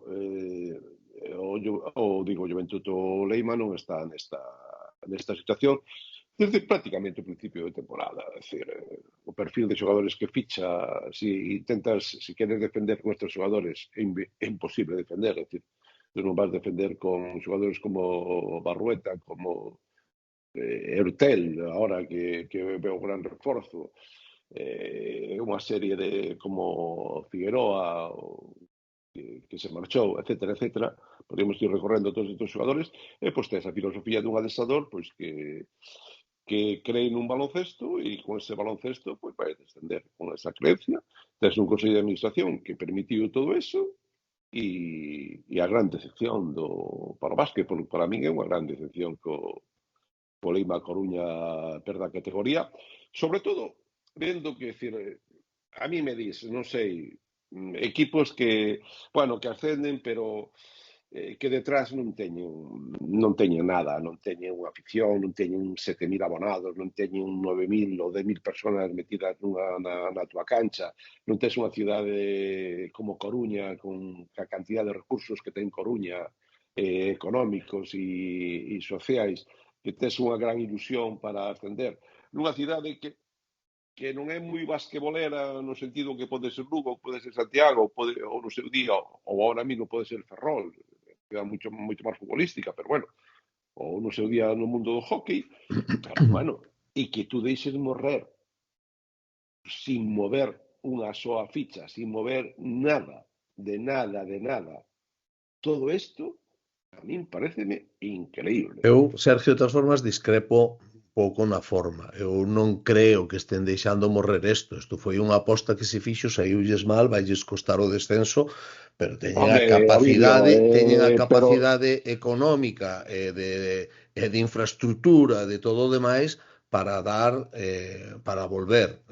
E isto dando por feito que se vai, porque a mellor estas cosas pasan e a mellor resulta que nos levamos un tal e non descende, non? Pero o caso... Eu vexo moi difícil a volta, Bueno, Sergio, non tanto, quer dizer, non tanto. Que a LEB do ano que ven non ten nada que ver ca LEB deste ano e xa falaremos cando chegue. Porque varios equipos dos que están aí arriba punteiros desaparecen. Pero bueno, eso xa é outra cosa que non ten que ver con isto. O que quero decir é que tampouco o vexo, non sei, Roberto, a opinión que ten, quer dizer, un descenso, ao mellor por ter vivido tantos, quer dizer, non ten por que ser unha cousa tráxica de, no, isto é un deporte no que compiten esta Liga 18 e a 2 lles toca descender. Leima, para min, xa o dixen a semana pasada, apostou mal e non soubo reaccionar correcto no Coño, que estou dicindo eu, amigo. Sí, pero eu lle quito un punto tráxico. Non é que sea un punto tráxico. A xente non ten por que deixar de darlle as costas ao proxecto. Canta xente iba, Robert, en LEB o ano pasado? O ano pasado xa rondaban os 2.500, 3.000. Sabes quantos están indo este ano en SAR? Por encima dos 4.500. Xa está. E descendeu o ano pasado. Non hai traxedia nesto, quero dicir. Eu se me deixades... está claro. E máis, dame a sensación de que vai máis xente osar este ano que o ano pasado. Pode ser. Entón, o que eles queren... A ver, Vamos a pensar que xa vamos descender. Vamos deixarnos de leiras porque eche así a cousa. O mellor é xa pensar no ano que ven. Eu intentaría que isto non se pudrira demasiado, porque hai un gran vínculo, hai moita afición que enganchouse por este ano. Entón, o clube o que intenta é que haxa al menos 4.000, 4.500 abonados para seguir no Coliseum e intentar crecer outra vez, non? Incluso están a falar con xogadores, incluso algún moi importante para intentar convencelo de que xogue na primeira FEF, non? Que ao mellor, pois mira, é o tempo que podes xogar na primeira FEF, pola tua idade, por estas cousas. Pero a min o que eu non sei, a min a ficha que non sei que vai ocorrer e non o sei é que pasa con Epi. Porque Epi ten un ano máis de contrato. Entón, es que eu non sei. Será capaz Epi de descender e seguir? Será capaz a directiva de nos has baixado, sigo confiando en ti? Será capaz a afición, non digo os 1.000 que máis forofos, senón eses 4.500 que queres ter na cancha que estén ledos de que siga Epi? Para min, que é unha figura importantísima, adestrador, esa é o que non sei o que ocurrirá de cara ao ano que ven. Sabes o que creo que vai marcar un pouco isto? O que aconteza nos partidos do Coliseum de aquí a que remate a temporada. Se o equipo é capaz de dar unha imaxe máis ou menos tal. Se non, evidentemente se vai a revolver a xente contra o adestrador e probablemente a directiva de Coruña non lle quedará outra que desfacerse de... ¿Tú crees que o equipo en Primeira Federación, en LEP, ou como chamemos, tú crees que o Concello da Coruña vai manter o Coliseo para que xogue ali? Todo vai a depender do número dos abonados e o que xa teñen pactado co Axuntamento. Porque o custo de xogar no Coliseo non debe ser moi barato, non debe ser o mismo xogar en Riazor que xogar no Coliseo. O que sí teño claro é que o clube fará todo o posible para seguir no Coliseo. O que pasa é que o marcará o número de xareiros que están na cancha. Pois se vos parece, rematamos, Sergio, con unhas palabras de cada un, porque mañá xoga o Baxi Ferrol. 3 puntiños nada máis, polo medio. 3 puntos que son unha mochila de carallos. O Gallá lle den a volta ao marcador, consigan unha victoria e traigan o título continental, o primeiro do básquet galego. É o que estamos desexando todos, pero é realmente difícil. O equipo francés é un equipo moi físico, xogadoras moi grandes, moito talento, teñeno absolutamente todo. O sea, a quedar en Ferrol co marcador que quedaron no partido de ida xa me parece unha auténtica heroicidade. O Gallá consigan unha segunda heroicidade que penso que pasará porque teñan unha porcentaxe estratosférica nos lanzamentos de 3 puntos. Eu xa me quedo co partido de Ferrol e há moito tempo que non íamos a Malata de época do AR e o ambiente que había na Malata, o benco que traballa ese club, imagino que con moi limitado en cuanto a estrutura, o zafarrancho de combate que tiñan montado e que montaron antes, durante o partido e despois do partido, e como compite ese equipo. Eu descubrín aí, particularmente descubrín unha xogadora que a xogadora irlandesa, May, creo que se chama, Carla May. Eu facía moitísimo tempo que non vía a unha xogadora, un xogador tan intelixente sobre unha pista de baloncesto. Lembroume moito a máis lle comentei o vídeo nun momento determinado a Pinone, marcando as diferencias. É unha xogadora físicamente pois que a veces dices tú, bueno, pois hasta como un tanto limitada físicamente, non? Que non salta, que a veces pola pista, e despois ven a xogar e dices tú, que xogadora máis lista, dá uns hostias como panes, perdonando a expresión, porque mira que eran grandes, a pivo que tiña que xogar contra a francesa, e me encantou esta xogadora, a visión de xogo. Eu saí encantado dese partido, e sobre todo saí encantado co xogo do Baxi Ferrol. Facía tempo que non vía un partido de baloncesto femenino pola televisión ao Orbeso, pero non en directo, e ese outro mundo, ver un partido pola tele ou velo en directo. Eu estou de acordo con o vídeo, pero eu dou as miñas opcións. Eu tamén. Desos, son 3 ou 4 puntos? 3. 3, sí, a tripla non entrou, a tripla a última que non entrou, sí. Eu dou as miñas opcións. Bueno, a ver, as finais son finais, a priori as francesas parten con certo favoritismo, xogan na casa, teñen ese pequeno marxen. Estou en acordo con o vídeo, creo que a chave vai ser as porcentaxes, porque do resto va a haber esforzo a esgalla por ambas as partes e moito físico, non? Eu teño medo do Baxi que lle chegue a gasolina, non? Eu o partido da outra semana vin os últimos 6-7 minutos, eu estive a ver na televisión, que o mellor que vense máis as cousas que na cancha, e notei esa falta de A rotación, Roberto, que é moi corta. Esa falta de folgos, non? Nos minutos finais, que foi con erros nos tiros libres, porque tiras con moito esforzo físico, non? Eso eu creo que vai ser o pior enemigo deste Baxi, que hai que recordar que tivo que pasar unha fase previa para estar aquí e xogar unha liga endesa que é terrible, e isto ten un mérito, pero as francesas xogan na casa e van sentir a presión. O sea, se o Baxi mete os tiros, está forte no rebote e xoga con inteligencia, es que 3 puntos son un suspiro. Non quedar descolgado no marcador. Se chegan vivos os últimos minutos, amigo. Que a xogadora esta que a Leite lle doe a cabeza moito. Pois esperemos que nos últimos, non o dolor de testa, sino chegar aos últimos minutos con moitas pero que lle doe a cabeza a esta xogadora, a Leite. Tamén. Que lle doe a cabeza, sobre todo, era que lle doa muitísimo a cabeza.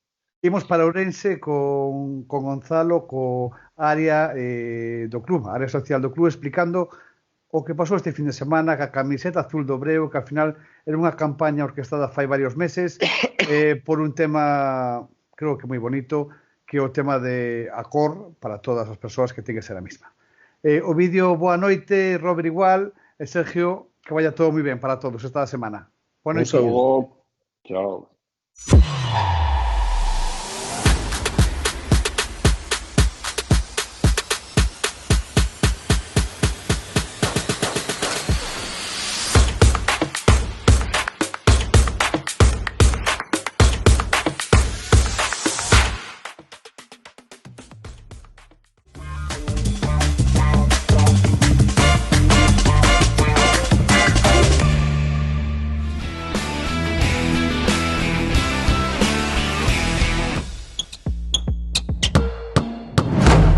Continuamos con el programa y en este caso un espacio especial que creo que tiene merecido esta semana, además del equipo de Primera Federación, el área social de la Icargo Booking Ourense. Para ello tenemos a su responsable y miembro también del Consejo de Administración. Gonzalo, ¿qué tal? Una vez más, gracias por estar en nuestro programa. Muy buenos días y muchas gracias a vosotros por brindarnos esta oportunidad de poder explicar todo lo que estamos haciendo desde el club. Vamos a comenzar, si quieres, con lo más próximo, lo más cercano. Los actos, la campaña que habéis hecho contra el racismo para este pasado encuentro contra Burgos, que también se adherió a la misma causa. Sí, efectivamente.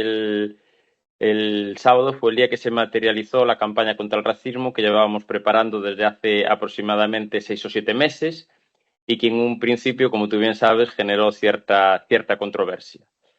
Generó esa controversia porque al final nosotros lo que buscábamos es que esta campaña tuviera un impacto grande, tanto a nivel de medios de comunicación como redes sociales, como a la sociedad orensana y gallega en general.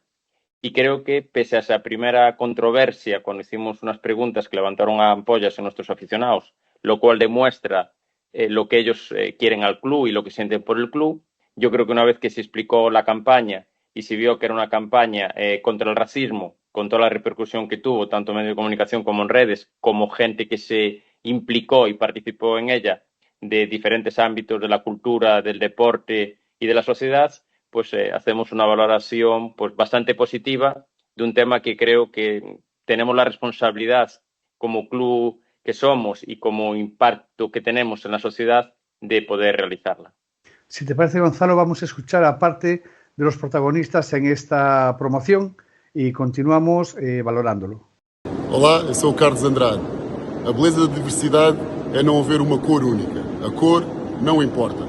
Hola, soy Felipe Reyes, exjugador del Real Madrid. Más humanidad, menos prejuicio. El color no importa. Hola, ¿qué tal? Soy Lamin Pior y solo quería deciros que el color del corazón que hace que se bombee cada latido, que consigue que cada triple entre, es el mismo. El color no importa. Hola, soy Eric Tavares, jugador de Real Madrid. La diversidad nos hace más fuerte. El color no importa. Hola, soy Sergio Scaliolo, entrenador de la selección española de baloncesto. A lo largo de mi trayectoria he tenido la suerte de poder estar a contacto, vivir, trabajar, pasar mucho tiempo con personas de muchísimas nacionalidades, razas, religiones distintas, y tengo que decir la verdad que me siento afortunado y bendecido por esta suerte que he tenido. Me he dado cuenta efectivamente que el color no importa. Hemos visto personas de un standing alto, de un nivel de implicación tremendo y una campaña que os ha llevado, como decías, bastantes meses, ¿no?, realizarla. Sí, la fecha de la campaña, que es verdad que parte de los aficionados, si lo puedo entender, cuestionaban el momento de hacerla, pero nosotros tenemos claro dos cosas. Primero, elegimos la fecha porque el día 21 de marzo fue el Día contra el Racismo. Y como bien dije antes, es una campaña que llevábamos 6-7 meses preparando y trabajando en ella. Y después nosotros consideramos que una cosa es lo deportivo, que el equipo puede ir mejor o puede ir peor, y otra cosa, efectivamente, y otra cosa es el trabajo que desde el club y desde el área social hay que hacer, que eso es independiente de los resultados que está teniendo el equipo. Entonces, ese es el motivo por el cual se eligió esta fecha, y también decirlo y agradecer al Burgos su implicación también en dicha campaña. Nosotros siempre estamos abiertos a escuchar informaciones, valorarlas y no extrapolarlas, sino comentarlas con nuestros contertulios, y hemos hablado en su momento sobre la camiseta azul, refiriéndonos al Club Baloncesto Breogán. Una vez explicado, es entendible la campaña que habéis hecho. Sí, el hilo argumental de la campaña era en un principio hacer una pregunta a nuestros aficionados diciendo que íbamos a cambiar el color de la camiseta, y una de las 3 opciones que poníamos era un poco polémica porque decíamos el azul igual que el Breogán. Pero era algo que era premeditado para buscar ese debate, para buscar esa participación de los aficionados en dicha campaña. Una vez que se realizó la votación, lógicamente no salió ese color, pero nosotros nos mantuvimos en jugar con el color azul para seguir manteniendo ese debate. En el momento que el martes en rueda de prensa explicamos la campaña, a donde queríamos ir es al lema de la misma, que el color no importa.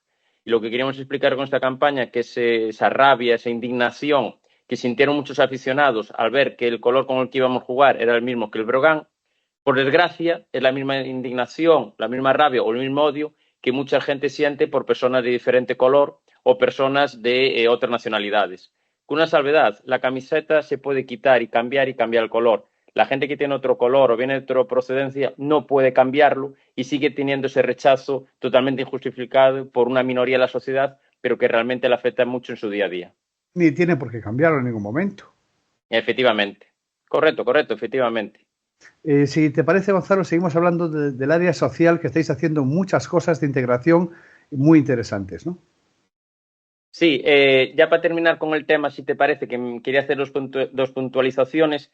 Nosotros, recogiendo el guante de los aficionados que participaron en esa votación, y la camiseta que salió con más votos de cara al color que querían era la blanca y roja. Nosotros vamos el año que viene tener nuestra segunda equipación de color blanco y rojo, recogiendo el guante que nos lanzaron los aficionados. Y luego también decir que todas las camisetas con las cuales jugó nuestro equipo contra Burgos este sábado se van a subastar y todo el dinero que se subaste irá destinado a una asociación, Provivenda, que hace un trabajo realmente importante en esta ciudad, incluso a nivel nacional, y será destinado a esa asociación. Y aparte, por último, estamos valorando, y hoy seguramente mañana lo anunciaremos, la venta de las camisetas, cosa que en un principio no teníamos pensado hacer, pero hubo muchos aficionados que les gustó la iniciativa, les gustó la idea e incluso también les gustó el color y la camiseta y nos preguntaron para ver si era posible el comprarla y seguramente anunciamos estos días el que se pueda comprar en nuestras oficinas. Pues retomamos el resto de actividades que estáis realizando en este momento de integración. Sí, perfecto. Nosotros presentamos hace un mes o dos un nuevo proyecto del área social en colaboración con la Diputación, a la cual queremos agradecer su implicación y colaboración desde el primer momento, que se trata de 4 nuevas escuelas deportivas. Entonces, te explico rápidamente en qué consisten. Sí. Ya llevamos un mes o 2 meses trabajando con estas escuelas y es una escuela en el centro penitenciario. Estamos yendo todos los miércoles al centro penitenciario a dar clases de baloncesto a los reclusos. Estamos teniendo una aceptación enorme, están viniendo entre 20 y 25 reclusos todos los partidos. Y esto supone que en el centro penitenciario de Pereiro ya se está hablando del COP, siguen los partidos y al final es algo que a ellos también les viene muy bien al estar allí 24 horas, el tener alguna actividad y sobre todo dentro del ámbito deportivo, pues le está siendo de gran ayuda. Después tenemos también otra escuela en los centros de menores, hay 3 centros de menores en Orense, Monteledo, Montificio y Montalegre, y también estamos yendo todos los martes a los chavales que están allí internados, pues darles también clase de baloncesto. Y por último, los sábados, de 10 a 12, en la Casa da Xuventude, tenemos otras 2 escuelas, una escuela inclusiva para familias que no están participando sus hijos en otros deportes o en otros equipos, y luego también tenemos una escuela de diversidad funcional, en la cual están viniendo 15-20 personas, cada vez más, de diferentes asociaciones que trabajan con personas con diversidad funcional, a recibir clases de baloncesto. Yo creo que es una iniciativa bastante disruptiva, sobre todo el tema del centro de menores, tema del centro penitenciario, y que está teniendo una gran aceptación por parte de los usuarios. Y que sea por mucho tiempo. Y Gonzalo, nos queda un apartado por tocar. Hace dos semanas, en la rueda de prensa, decía Moncho López que aquí solo hay que ganar, que es lo que queda por hacer. Y es que una semana más. Y los puestos de playoff empiezan a alejarse un poquito. ¿Qué está pasando? Y vamos, yo creo que es indudable y es indiscutible que igual que la primera vuelta los resultados fueron muy buenos y el equipo estaba en una buena dinámica, es indiscutible que esta segunda vuelta, con los resultados que llevamos, la dinámica es mala y no puede calificarse de otra manera. Bien es cierto que a pesar de todo esto, tanto el staff técnico como los jugadores están muy implicados y están con muchas ganas de seguir luchando por ese playoff.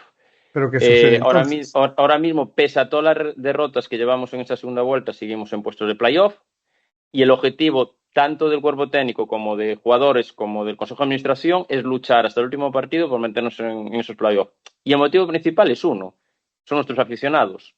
Desde aquí no podemos más que decir que la afición está respondiendo de una forma extraordinaria partido a partido.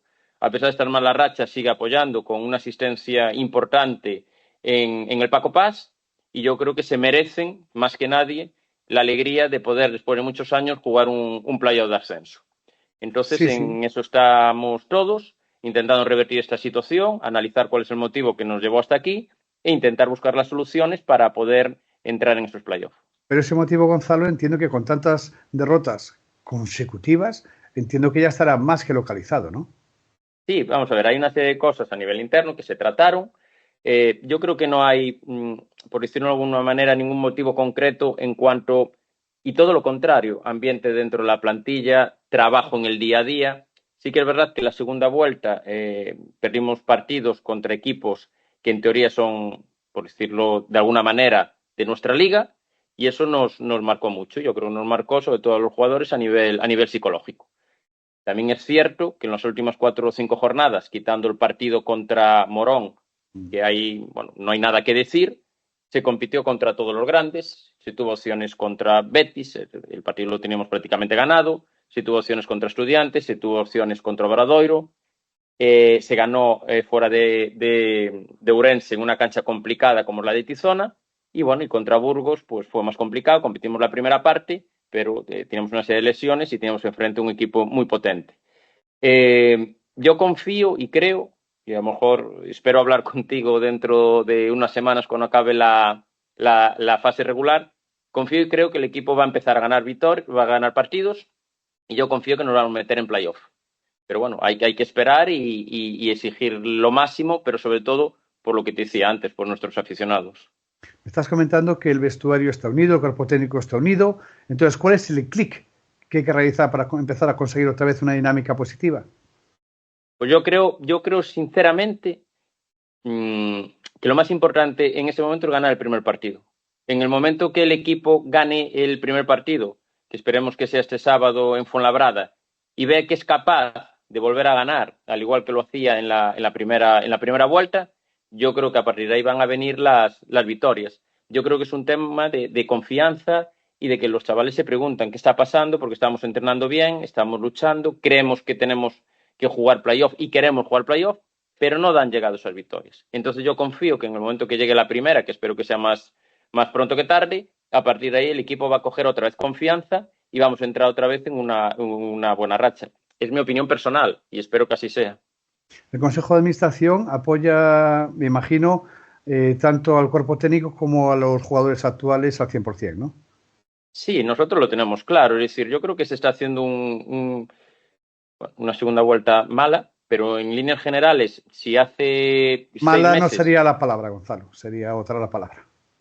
Sí, mala. Es que no se puede poner se pueden poner otros adjetivos peores, pero no hay nada que justificar cuando llevamos la racha que llevamos.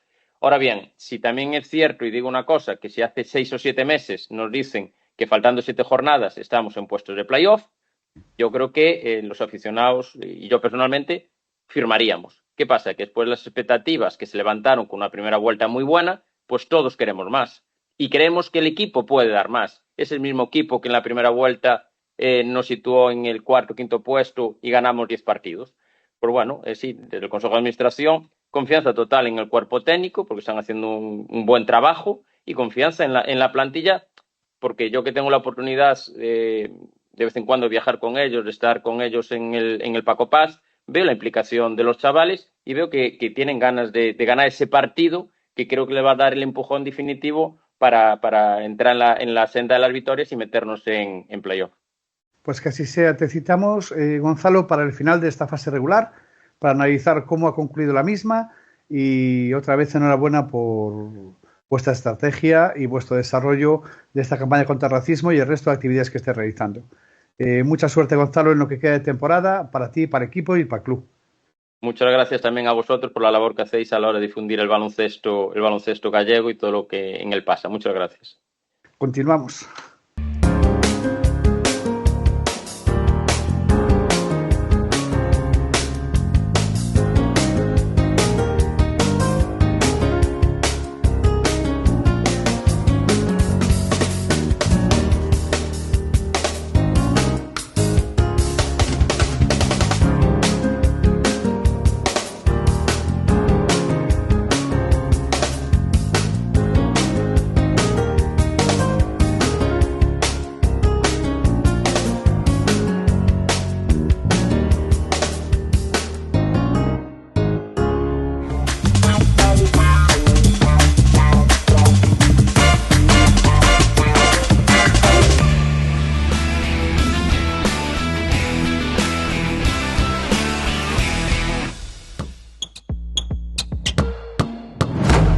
Despois da entrevista con Gonzalo da área social do Encargo Booking Ourense, seguimos cunha tertulia pre-ACB, se Dios quere, con Andrés Cachalvite e con Sergio de Pon. Os playoff chaman a porta. Que tal, como andades?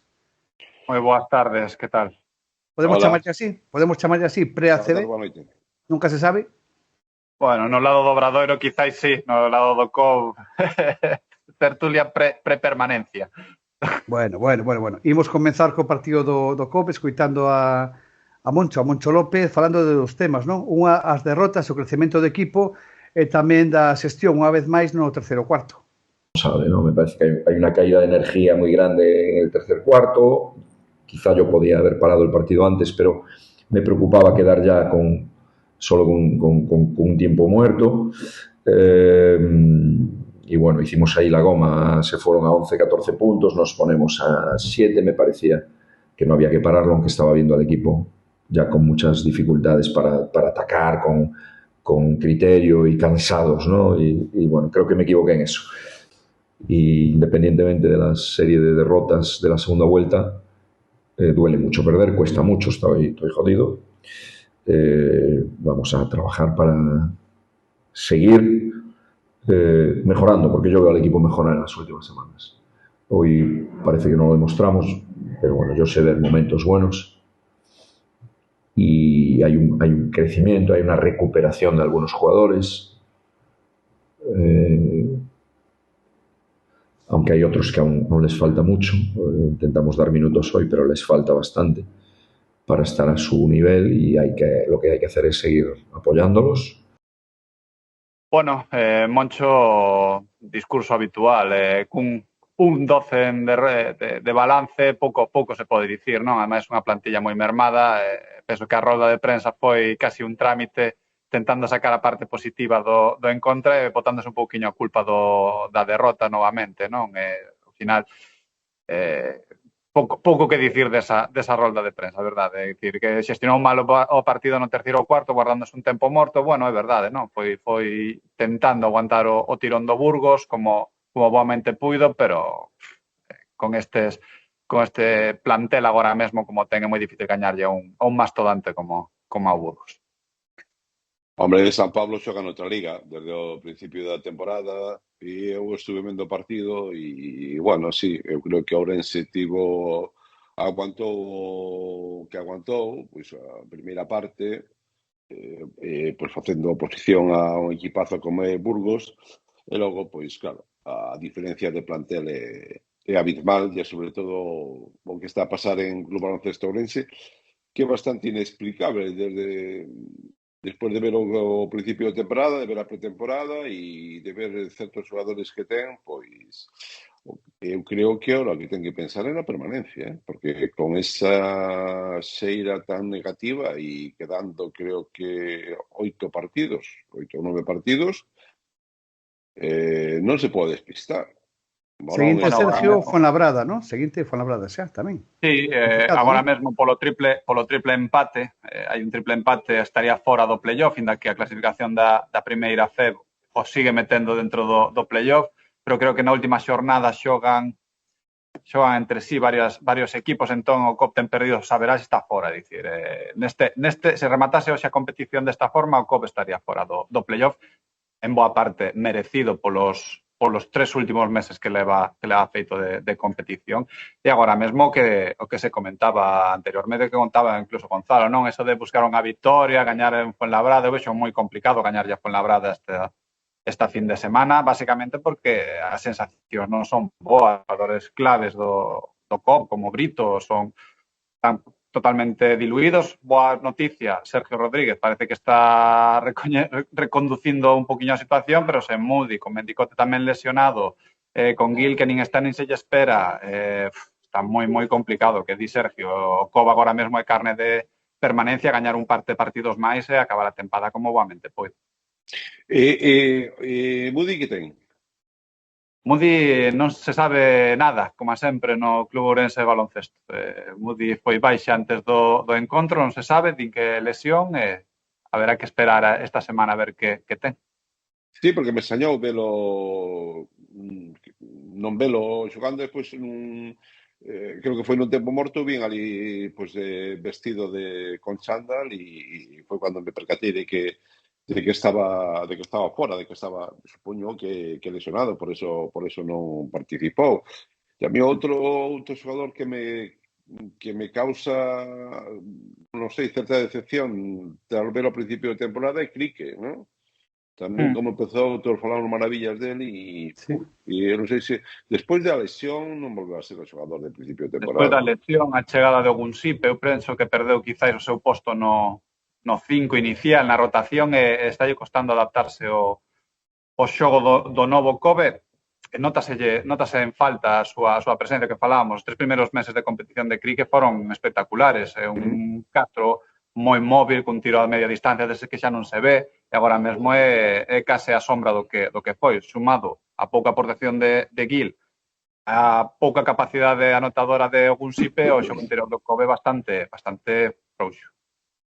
Imos cambiar, se vos parece, Sergio e Andrés, que si ves Andrés, a cara de Sergio cada día vai a mellor. Ni máis ni menos. Todo felicidade. No, estades moi equivocados. Eu sempre teño a mesma cara, gañan, perdas, eu non son... a mí gusta o baloncesto por encima de todo, hombre. Gusta evidentemente que gaño o Obradoiro, como que gañan os equipos galegos, pero non son destos túzaros que se enfadan coas derrotas dos seus equipos. Algún imaxe dos primeiros programas podíase poñer que tiñas a cara o semblante moito máis serio. Imos, se vos parece...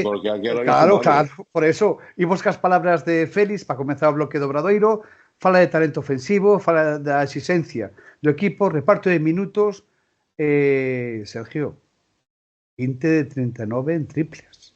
Ellos habían hecho mucho esfuerzo para llegar a ponerse a esa distancia y nosotros, bueno, pues con el talento que tienen los jugadores han sido capaces de encontrar canastas, algunas de mérito, otras de buena circulación de balón, y defensivamente pues también nos hemos puesto otra vez, ¿no? Pero ellos han conseguido muchas canastas fáciles en ese tercer cuarto y tenemos que ser más exigentes con nosotros mismos de aquí al final de la temporada, ¿no? No hay ninguno que se vaya por encima de los 23 minutos y todos están por encima de los 10, ¿no? Entonces, bueno, el partido nos ha dado también esas posibilidades y, claro, es importante tenerlos a todos enchufados de aquí al final. Hay veces o muchas veces no se va a conseguir hacer una rotación como de este tipo, pero necesitamos a todos los jugadores metidos, a todos y a cada uno de ellos. Volvemos a hacer un 20 de 39, bueno, tiramos 39 triples. 20 de 39, una barbaridad. Una barbaridad el número de triples, también por el tipo de defensa que nos hemos encontrado y por el porcentaje, ¿no? Evidentemente, al final las asistencias vienen dadas, lógicamente, por la generosidad de los jugadores, pero también por el acierto. Bueno, na roda de prensa de Félix Alonso, se vos fixades, este xesto que fai cando mira a estadística que vei que non por as triplas que anotan, que son 20, que é unha barbaridade, con a porcentaxe por riba do 51%, creo, e as que lanza o equipo, que os tiros que fai 39. Entón, eso creo que define un pouco o que foi o partido. Eu son moi valdanista, non? Min Valdano é un tipo que me gusta, non? Nunca dice nada, pero me gusta a súa filosofía, a súa verborrea, non? E tal. Me foi que tiven a fortuna de coñecer, non? E Valdano mantén a teoría de que no fútbol de que o gol non se busca, que o gol aparece, non? Bueno, despois xa está Barseni para decirlle neniño, se non aparece habrá que ir a buscalo, non? Pero bueno, en Tenerife foi un gran adestrador, sin dúbida. Sí. Con Maletís que era Milla, non? Era o intermediario de Maletís, non? Quero decir con isto que Obradoiro neste caso non buscou eu creo que non buscou as triplas, non? Eu creo que as triplas apareceron por o xogo que desenvolveu o equipo ao longo dos 40 minutos, excepto agás uns minutos que tuvo aí de desconexión, que o propio Félix recoñeceu final do segundo, o principio do terceiro cuarto, non?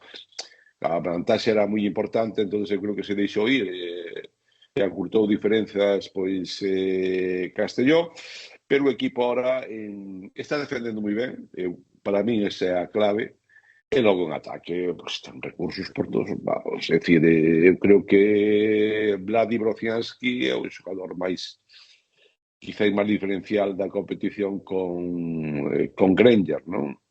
Brociansky dalle mil ocioso ao equipo, é dicir, cando se vai a poste baixo, postea, saca o balón, cando xoga o 5 ou o de 4 aberto, pois ten unha man que é un gran tirador, é dicir, levaba unha xeira de 4 de 4, fallou na quinta, porque máis que fallala el,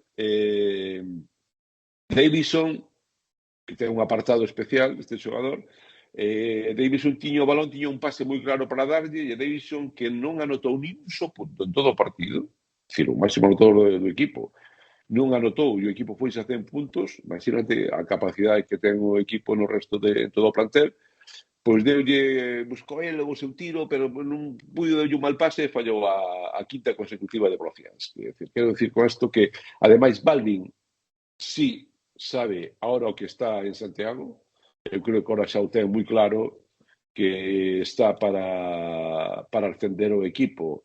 E cando foi ese toque de atención, eu creo que foi un toque de atención importante, despois se recoñeceu que traballou incluso con psicólogo, pero me imagino que amenazaron. Así de claro e así de sencillo, ¿no? En cuanto a decir, oye, tío, bueno, sí, que tuvo unha amenaza de que, non a él, non sei se directamente, pero os seus representantes de que con que estaba cobrando que ocurraba o caminito de Belén, ¿no? E entonces o equipo, claro, despois aparece Barceló, que parece que non está, e de pronto, en visto e no visto, se vai a 20 puntos, ¿no? E entonces o equipo, eu creo que ahora nos cruces, eu creo que ningún equipo se vai querer enfrentar ao Obradoiro. E ahora ten 15 días claves para ser quinto, que xoga mércores o partido aplazado adiado en Cantabria, o que queda, creo que 5 minutos do segundo cuarto, toda a segunda parte. Vai o domingo a Morón. Ollo ese partido. A Morón.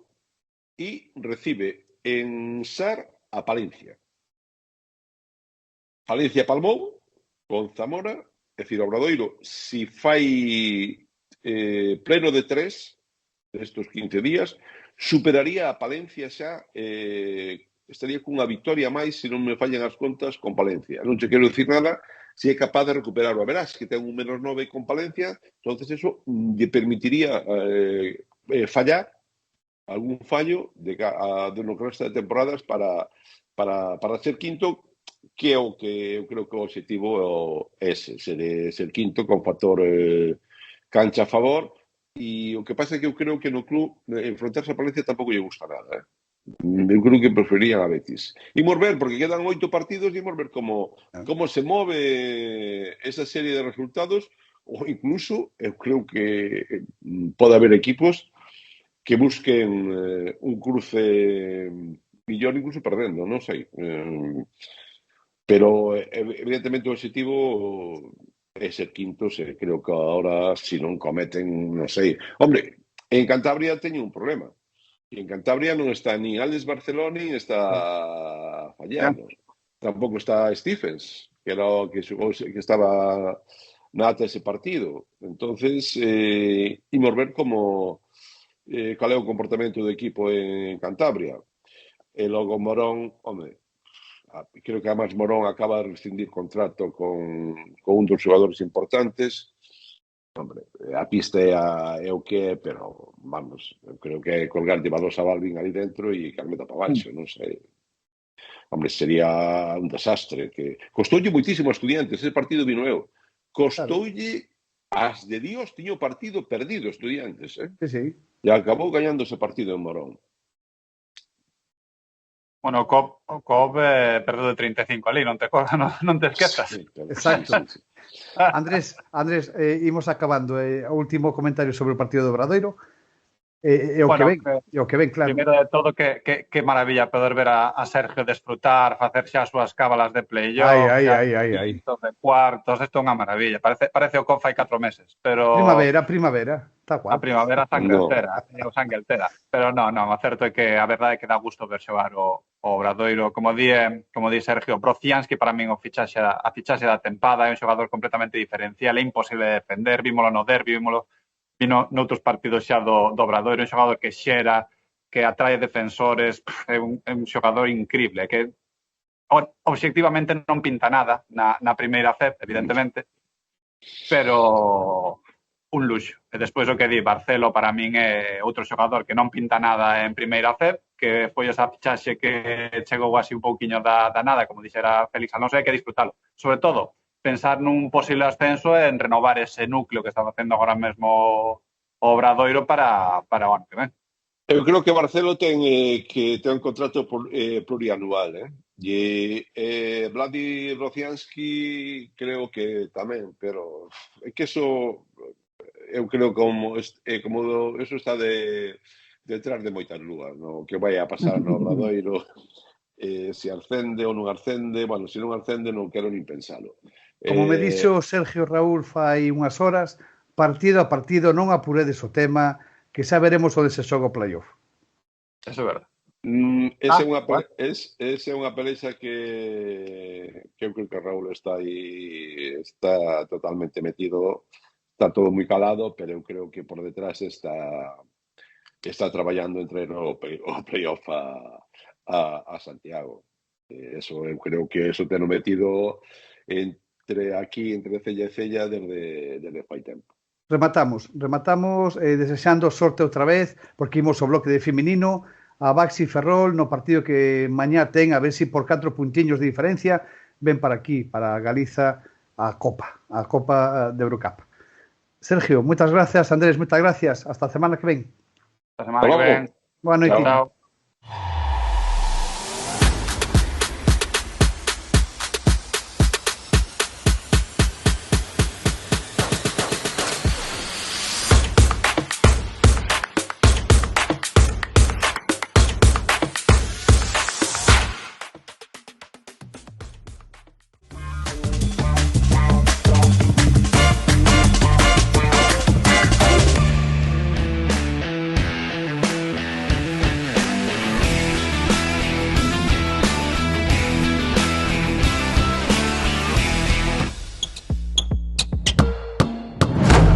Pues tras la etapa de Primera Federación continuamos con el básquet femenino.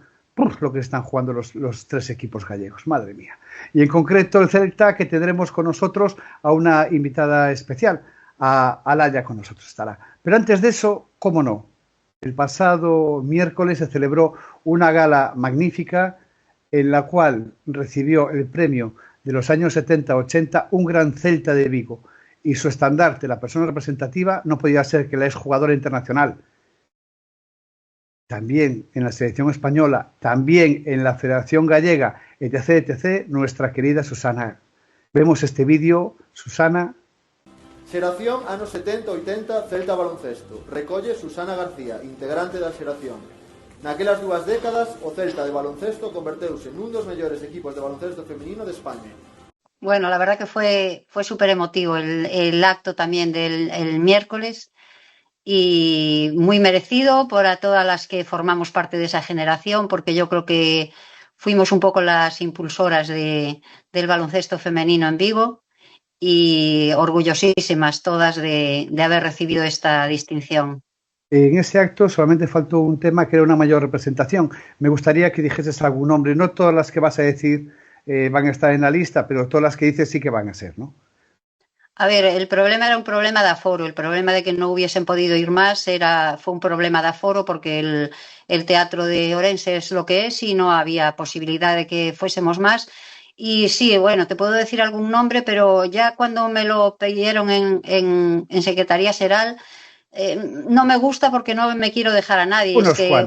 Es una generación que hay muchos nombres, claro, pues Ángeles Liboreiro, Marisol Paíno, Pepa Calvet, Amparo Dios, que fue de las precursoras, porque realmente cuando yo llegué al Celta, pues Amparo ya era de las veteranas, pero sí que estuvo en el primer título que ganamos, Virginia Barros, y después ya, es que claro, yo jugué tantos años que imposible decir quiénes coincidieron en una época y quiénes en otra. Ahora mismo ya se me junta todo. Pero para todas, mucho mérito. Das nombres que llenan la boca y muchos recuerdos. Pues vamos con la actualidad y enhorabuena, Susana. A ti y a todas las que habéis compuesto ese Celta de Vigo imborrable para nosotros. Vamos con la actualidad y tenemos también del Celta de Vigo a Laia Moya, que va a acabar con nuestro corazón como sigamos así. Como sigamos de este modo, va a haber que llevar unos cuantos médicos a los partidos. Laia, ¿qué tal? Muy buenas, ¿cómo estás? Hola, buenas. Muy bien. Más con la victoria importantísima de ayer, pues ahora mismo súper bien, súper contenta con el equipo. Así que nada. Es que, mira, yo estaba documentándome un poquito y leo unas palabras tuyas de justo cuando empezó esta temporada, ¿no? En la presentación.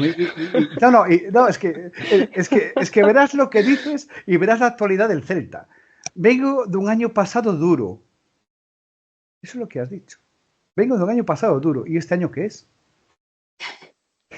Sí, no te voy a decir, no, a ver, también es duro, pero al final es una situación complicada, pero es totalmente distinto el grupo que tenemos, la ciudad donde estoy ahora aquí en Vigo, pues es muy distinto al año pasado. En ese sentido, el año pasado fue bastante duro a nivel también mental, anímico y tal. Y este año, en cambio, es como, vale, sí, deportivamente, pues estamos ahí luchando por la permanencia, pero por todo lo otro es como una tranquilidad tremenda que es como, wow, así se vive bien. Por más que estés como en presión de hay que conseguir la permanencia y tal, es como, por una parte estoy como tranquila conmigo y con lo que tengo a mi alrededor. Y vais a acabar con personas como Susana. El año pasado, viendo el final una vez que había ganado el Celta, viendo el final del otro partido, y resulta que la gente celebrando y ella sabiendo que faltaban segundos. Y este partido por un punto. Pero es que esto es tremendo, tengo que Susana. decir que el año pasado, cuando se salvó Celta, justo era el partido contra Bembibre, que yo estaba en Bembibre. Y yo también estaba a pie de pista esperando, estaban todas mis compañeras en vestuario y tal, y yo con otra esperándonos, viendo el ambientazo que había y esperando a ver el resultado de Girona-Canarias, que cuando salió, que ganó Girona, o sea, hasta mi compañera y yo saltamos de alegría en plan de ¡buah! No sé qué, Celta, ¿sabes? Como súper guay. Y luego que el año siguiente, pues, ¿sabes? Este aquí es como, ¡buah! También fue como un puntazo, la verdad. Susana, yo quería analizar lo que es después las jornadas que quedan, pero antes de eso, por favor. Perdona, que no te oí, José Luis. Aquí hago un pequeño corte y ya lo juno. Digo que después quiero analizar las 3 jornadas que le quedan a IDK, a Gran Canaria, a Araski y a Celta. Pero me gustaría que antes hablaras un poquito del partido. Bueno, ayer fue un partido súper emocionante, típico partido en el que se están jugando los dos equipos, porque Canarias también necesitaba la victoria para tener un poquito de tranquilidad. O sea, yo creo que Canarias no va a pasar apuros, o sea, no va a tener problemas, pero bueno, matemáticamente no está salvado todavía. Entonces, era un partido muy importante también para ellas. Entonces, fue un partido, y lo que más me gustó a mí del Celta es que hubo un momento que se fueron de 5 puntos en el tercer cuarto y que dices tú, uy, madre mía, en este momento es cuando entran las cabezas en juego y ahí mantuvisteis fría la cabeza y fuisteis capaces de remontar esa diferencia y aguantar el resultado, que en estas circunstancias de tantos nervios y tanta presión es muy complicado. Pero yo creo que el equipo respondió a nivel anímico, a nivel mental, respondió estupendamente y hasta el final. Y la última jugada es que para mí fue perfecta, o sea, porque estaba claro que había que jugarlo dentro, porque es una jugadora que hace muchísimo daño cuando recibe dentro, porque se mueve muy bien, fuera le cuesta más trabajo, pero dentro. Y fue perfecto, o sea, yo me imagino que sería la jugada que diseñó Cristina en la pizarra y salió perfecta, o sea que un partido para recordar. Pues si os parece vamos a analizar un poquito el calendario que queda, 3 jornadas nada más, Laia, solo 3. Y vamos equipo a equipo. Dejamos al Celta para el último análisis. Comenzamos por Araski, que tiene 9 victorias y su calendario es en casa contra Girona, viaja a Perfumerías Avenida y cierra contra Cádiz Laseu. Tampoco es un gran calendario, es complicado. No, la verdad que tienen calendario complicado y bueno, eso nos tiene que también servir un poquito a nosotras, a ver si conseguimos la victoria en Ferrol y victoria después aquí contra Ardoy y por qué no en Valencia.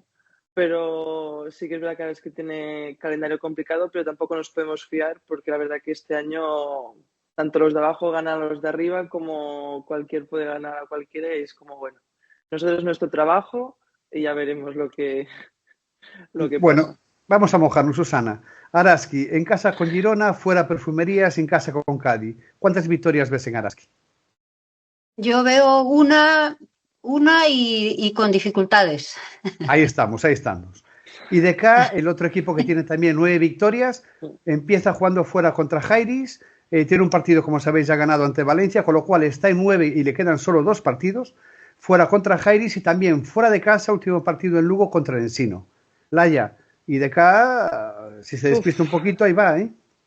Sí, pero tampoco el calendario que tiene no está mal tampoco. O sea, Jairis sí que, no sé, supongo que Jairis ganará ese partido, pero después en sí no se puede estar también reñido allí el partido, la verdad. No te sabría decir. Yo dejaría en una. Venga, Susana. A ver, yo creo que también lo tiene bastante complicado porque Jairis está en alza completamente, o sea, le acaba de ganar a Salamanca la Copa y ayer le ganó en su casa, o sea, es impresionante el campañón que están haciendo. Entonces, yo creo que no se van a despistar, además les conviene, pueden incluso quedar cuartas, que les vendría bien porque estarían cabezas de serie en los playoffs, o sea que yo creo que con Jairis lo van a tener complicado y confío plenamente en Ensino, que también tiene que seguir, está también en un momento muy bueno y eso. Lo que no sé es cómo está realmente, no sé cómo están las cuentas en caso de un triple empate con Araski y Deca. No sé si vosotros, Laia, lo tenéis ya contemplado. Bueno, nosotros así estuvimos mirando un poquito al final para saber qué pasaría así. Y como que tenemos average ganado con IDK y con Araski, en caso de empate, pues nos salvaríamos nosotras. Así que también buscamos si más no, poder llegar a empatar a estos equipos para tener la tranquilidad de que con average ganado, o sea, bajan ellas, o sea, estarían ellas en el descenso y no nosotros. Yo te digo, Laia, que IDK no va a ganar más partidos. Ojalá acierte. Y vamos con otro equipo que está en 10 victorias y que hace mucho tiempo empezó a avisar la experiencia y la sabiduría de Susana que ojito con Gran Canaria. Y se está cumpliendo. Gran Canaria se mantiene en 10 victorias y le quedan, ojito al calendario, fuera de casa, 2 partidos, contra Zaragoza y Guernica. Y el último en casa, pero es entre el Eurobaxi. También complicado, también complicado porque Guernica se puede estar jugando el entrar en playoff. O sea que lo bueno de este año de la competición es que casi todos los equipos a estas alturas están jugando algo, salvo el Ardoy, que ojito con ese partido aquí en Vigo, porque es un partido trampa total. Ellas van a venir totalmente relajadas, sin jugarse nada. Y el Celta tiene que estar los 40 minutos con la cabeza en la pista porque pueden ser de esos partidos que lo das ya como ganado, dices tú nada, el Ardoy lo ganamos y hay que estar ahí atentas. Y efectivamente, o sea, yo creo que Canarias, yo ya lo dije, es verdad que lo dije hace unas jornadas, que no tenía todavía, o sea, para Canarias el partido de ayer era importantísimo también, porque prácticamente conseguían la salvación y ahora mismo no la tienen. Bueno, victorias de Gran Canaria, Susana, ¿le damos alguna o que se queden como están? Pues es que lo tiene complicado, en serio, o sea, lo tiene complicado porque a priori el partido más fácil puede ser el de Guernica, pero es que Guernica se está jugando el entrar en playoff, se puede estar jugando el entrar en playoff, entonces, ojito porque no lo tienen nada fácil. En tu caso, Laia, ¿qué dices de Granca? También creo que lo tienen complicado, como ha dicho Susana. No sé, al final como ellas también están en ese punto de si se salvan o no, que también están un poco ahí en stand-by de saber si tendrán permanencia o no, pues también pueden luchar, pero por los equipos que le quedan, complicado también lo tienen. Estamos un poco todos igual. Y vamos con el calendario del Celta. Primero, bueno, un partido contra Baxi que vendrá de celebrar. Dios quiera que mañana la victoria en Francia y que, bueno, tampoco tienen por qué apurar mucho, que están muy bien en la clasificación. Entonces jugaría el Celta primero fuera contra Baxi, en casa contra Oses Ardoy y por último cerráis en Valencia. Laia. Bueno, a ver, tenemos... Esa mirada. No, a ver, Tenemos 2 partidos que podemos, contra Ferrol y contra Ardoy, que creo que podemos sacar victorias.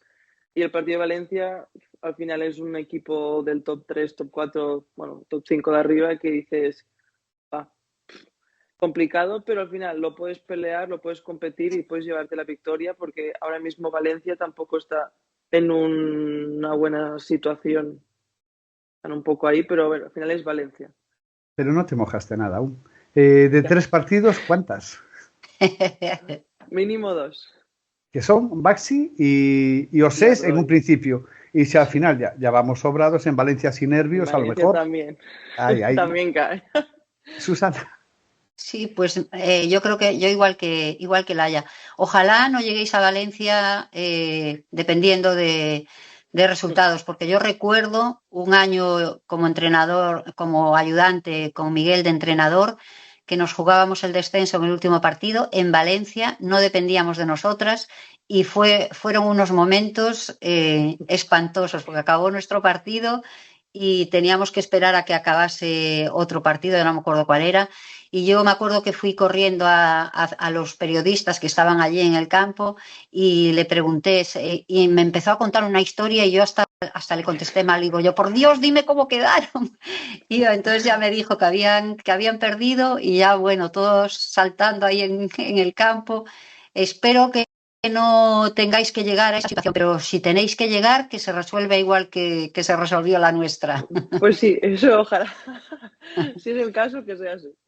Vamos a analizar un poquito lo que le queda también a Baxi y a Ensino. En el caso de Baxi juega, como ya sabemos, contra el Celta primero, luego tiene partido contra Zaragoza y luego tiene el cierre de temporada en el partido que comentábamos viajando a Gran Canaria. ¿Qué valoración haces, Laia, de los 3 partidos que le quedan a Baxi?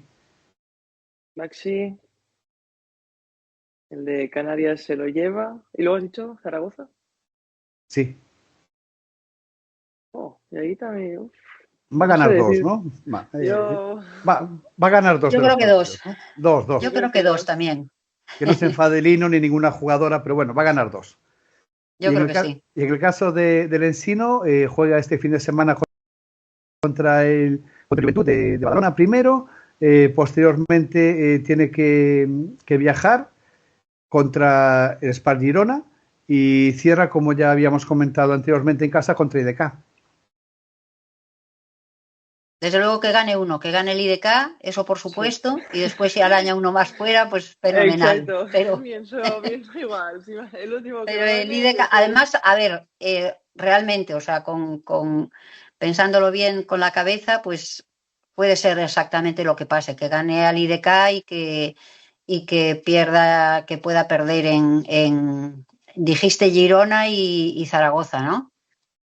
A ver, son 2 equipos en su casa que además se estarán jugando también cosas porque por ahí arriba, bueno, Girona parece que lo tiene bastante claro el título, pero tampoco matemáticamente. Girona entonces... y Juventud. Esta semana es Juventud en Lugo. Esta semana es el Lugo Juventud.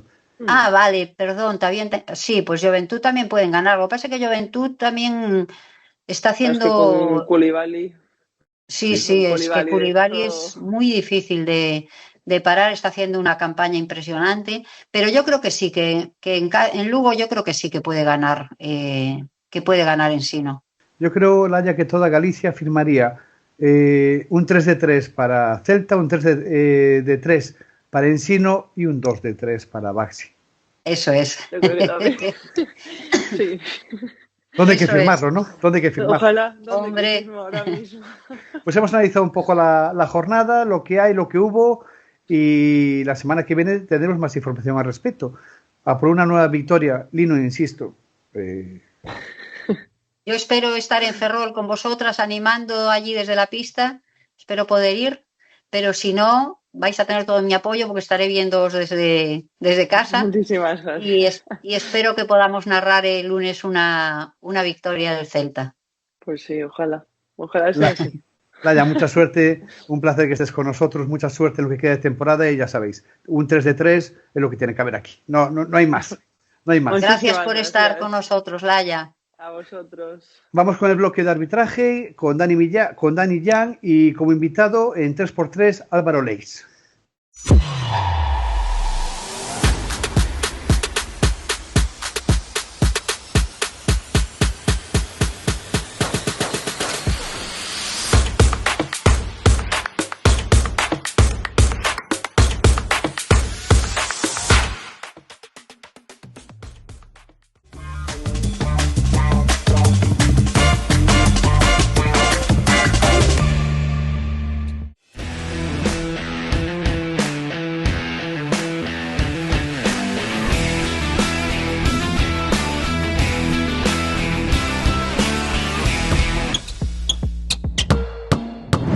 Pois, como dixemos, moita sorte ao Celta Fensa, ao Ensino e tamén a Baxi Ferrol. Baxi Ferrol mañá mércores, esa cita que ten para a historia. O Gallá, 4 puntiños e que quede aquí, en Galiza.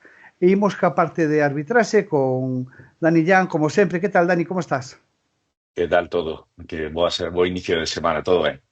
Temos connosco, bueno, unha persoa, árbitro do Grupo 1, árbitro de 3x3 Federación Española, o único, por certo, galego. E a partir de aí, que máis perfil podemos decir de Álvaro Leis? Moi boas, Álvaro, como estás? Hola, moi boas, que tal? Dani? Pois nada, Álvaro é un árbitro dende 2019 do Grupo 1 da Federación Galega de Baloncesto.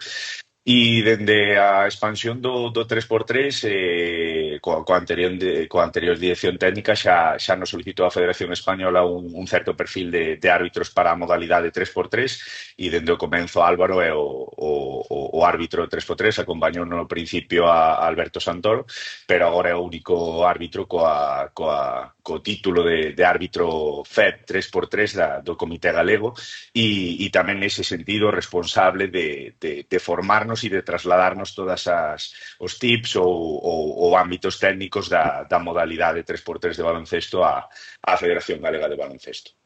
Como decía, un placer, Álvaro, que estés connosco. Grazas. Bueno. Para a xente que está vendo este programa, gustaríame que explicaras un pouco as grandísimas diferencias que hai entre un 3x3 e un 5x5 en competición. Pues, o principal que hai de diferenza é o tema da velocidade. A velocidade no 3x3 é moito máis intensa porque, sobre todo, non tes esas transicións de ataque-defensa no que podes ter un momento de relaxación. Aquí, no momento en que acaba o tiro, ou estás outra vez atacando ou estás defendendo. Entón, eso é unha das principales diferenzas, é o que o fai tan intenso e a vez tan emocionante. Se nos metemos nas normas, hai moitas máis diferenzas. Toda a posesión pois pasa a ser de 12 segundos, non hai saques de fora pois nas bandas ou no fondo, senón que sempre se fai desde unha posición inicial que se chama check ball. As faltas non hai faltas para un xogador en concreto, senón as faltas son de equipo e vanse sumando hasta chegar a 10 e van aumentando as penalizacións, non? Eso é unha das grandes diferenzas que tamén hai co baloncesto normal, porque os tiros libres pois son moi importantes ao sumarse tamén despois as canastas, o que normalmente son canastas de 2 puntos en baloncesto normal contan como un punto, e as canastas que serían triplas no baloncesto normal pois pasan a ser de 2 puntos. Entón, eso tamén engadelle un matiz o xogo, porque, claro, cada canasta tripla é o doble exactamente dunha que sería de 2 en baloncesto normal. Entón, eso fai xogar moito, permite moitas remontadas, fai o xogo moito máis dinámico, moito máis, non sei como dicilo, menos predictivo. Estáse a potenciar moitísimo en Estados Unidos o 3x3, tamén con equipos de NBA. En Europa, España é unha referencia, non?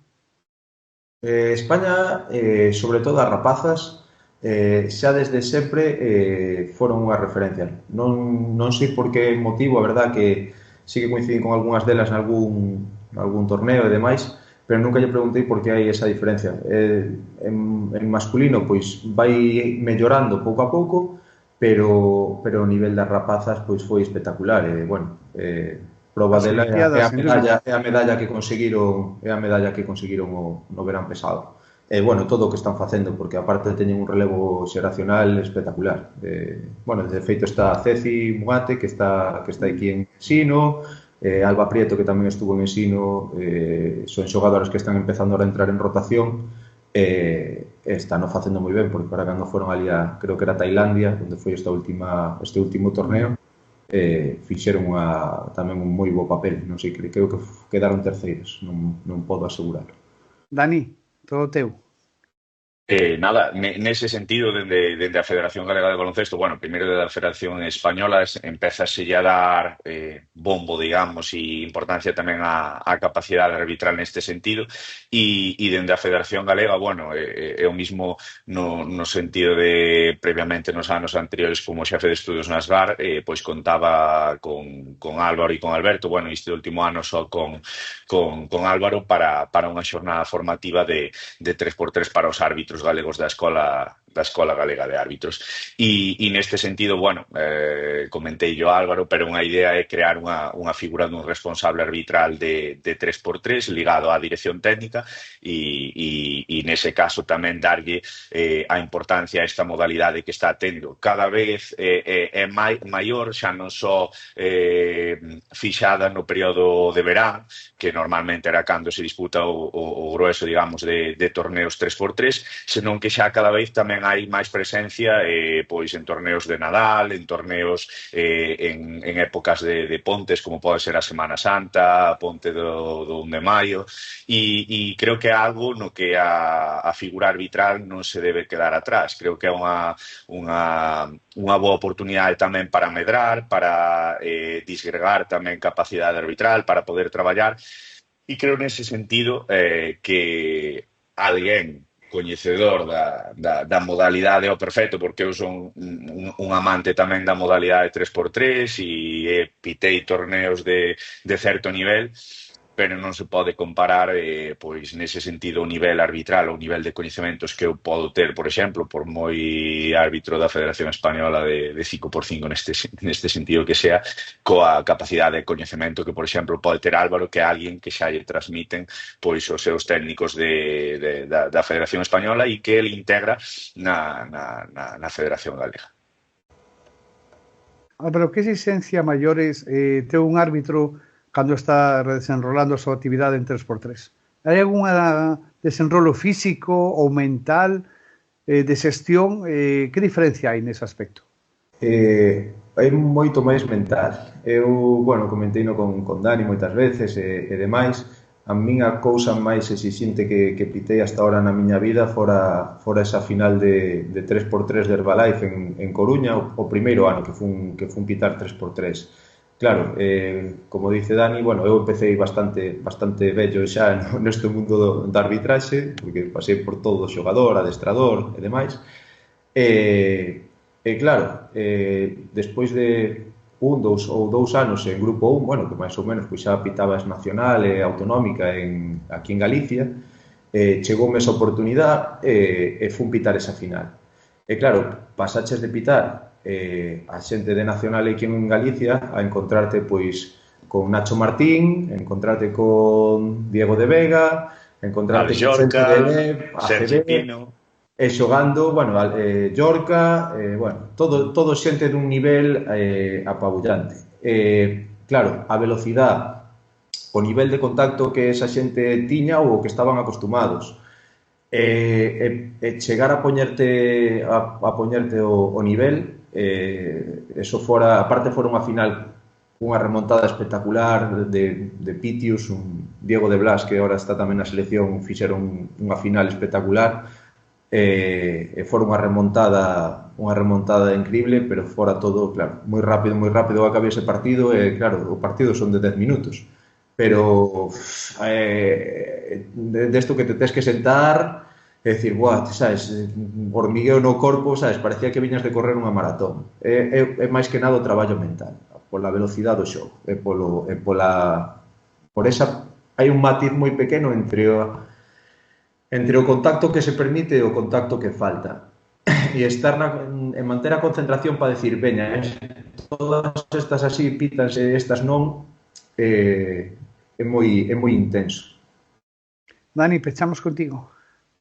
Por cerrar a Álvaro, sempre digo que nese sentido en 3x3, sempre que eu falaba con el de pitar torneos exixentes como Marisquiño, que el por obligacións familiares nunca pode vir, por desgraza, a Vigo a acompañarme a arbitrar ese torneo maravilloso que se desenrola en agosto en Vigo, sempre lle digo que a liña entre perder o control de partido, que chamamos desde o arbitraxe control de partido, a manter unha boa liña de criterio 3x3, sempre me pareceu moi fina. e creo que mentalmente desgasta moitísimo. Non podo estar máis de acordo coa descripción de Álvaro. E nada, nese sentido traballaremos dende a área arbitral da Federación para darlle a arbitraxe tamén o seu lugar na modalidade de estar á altura do crecemento exponencial que ten a modalidade 3x3 no deporte do baloncesto. Álvaro, é un placer que estuvieras connosco. Gustaríanos contar contigo en alguna outra ocasión. Daniel, que decir, moitas gracias tamén por estar connosco. Grazas a vos unha vez máis pola invitación. Moitas gracias. Imos rematar este programa, o programa 24, desexando, como sempre, durante todo o que levamos feito no día de hoxe, moita sorte ao Baxi Ferrol mañá contra o Villeneuve. Que veña para aquí, para Galiza, unha copiña que vai ser histórica. Moitas gracias de novo e boas noites. Álvaro, Daniel.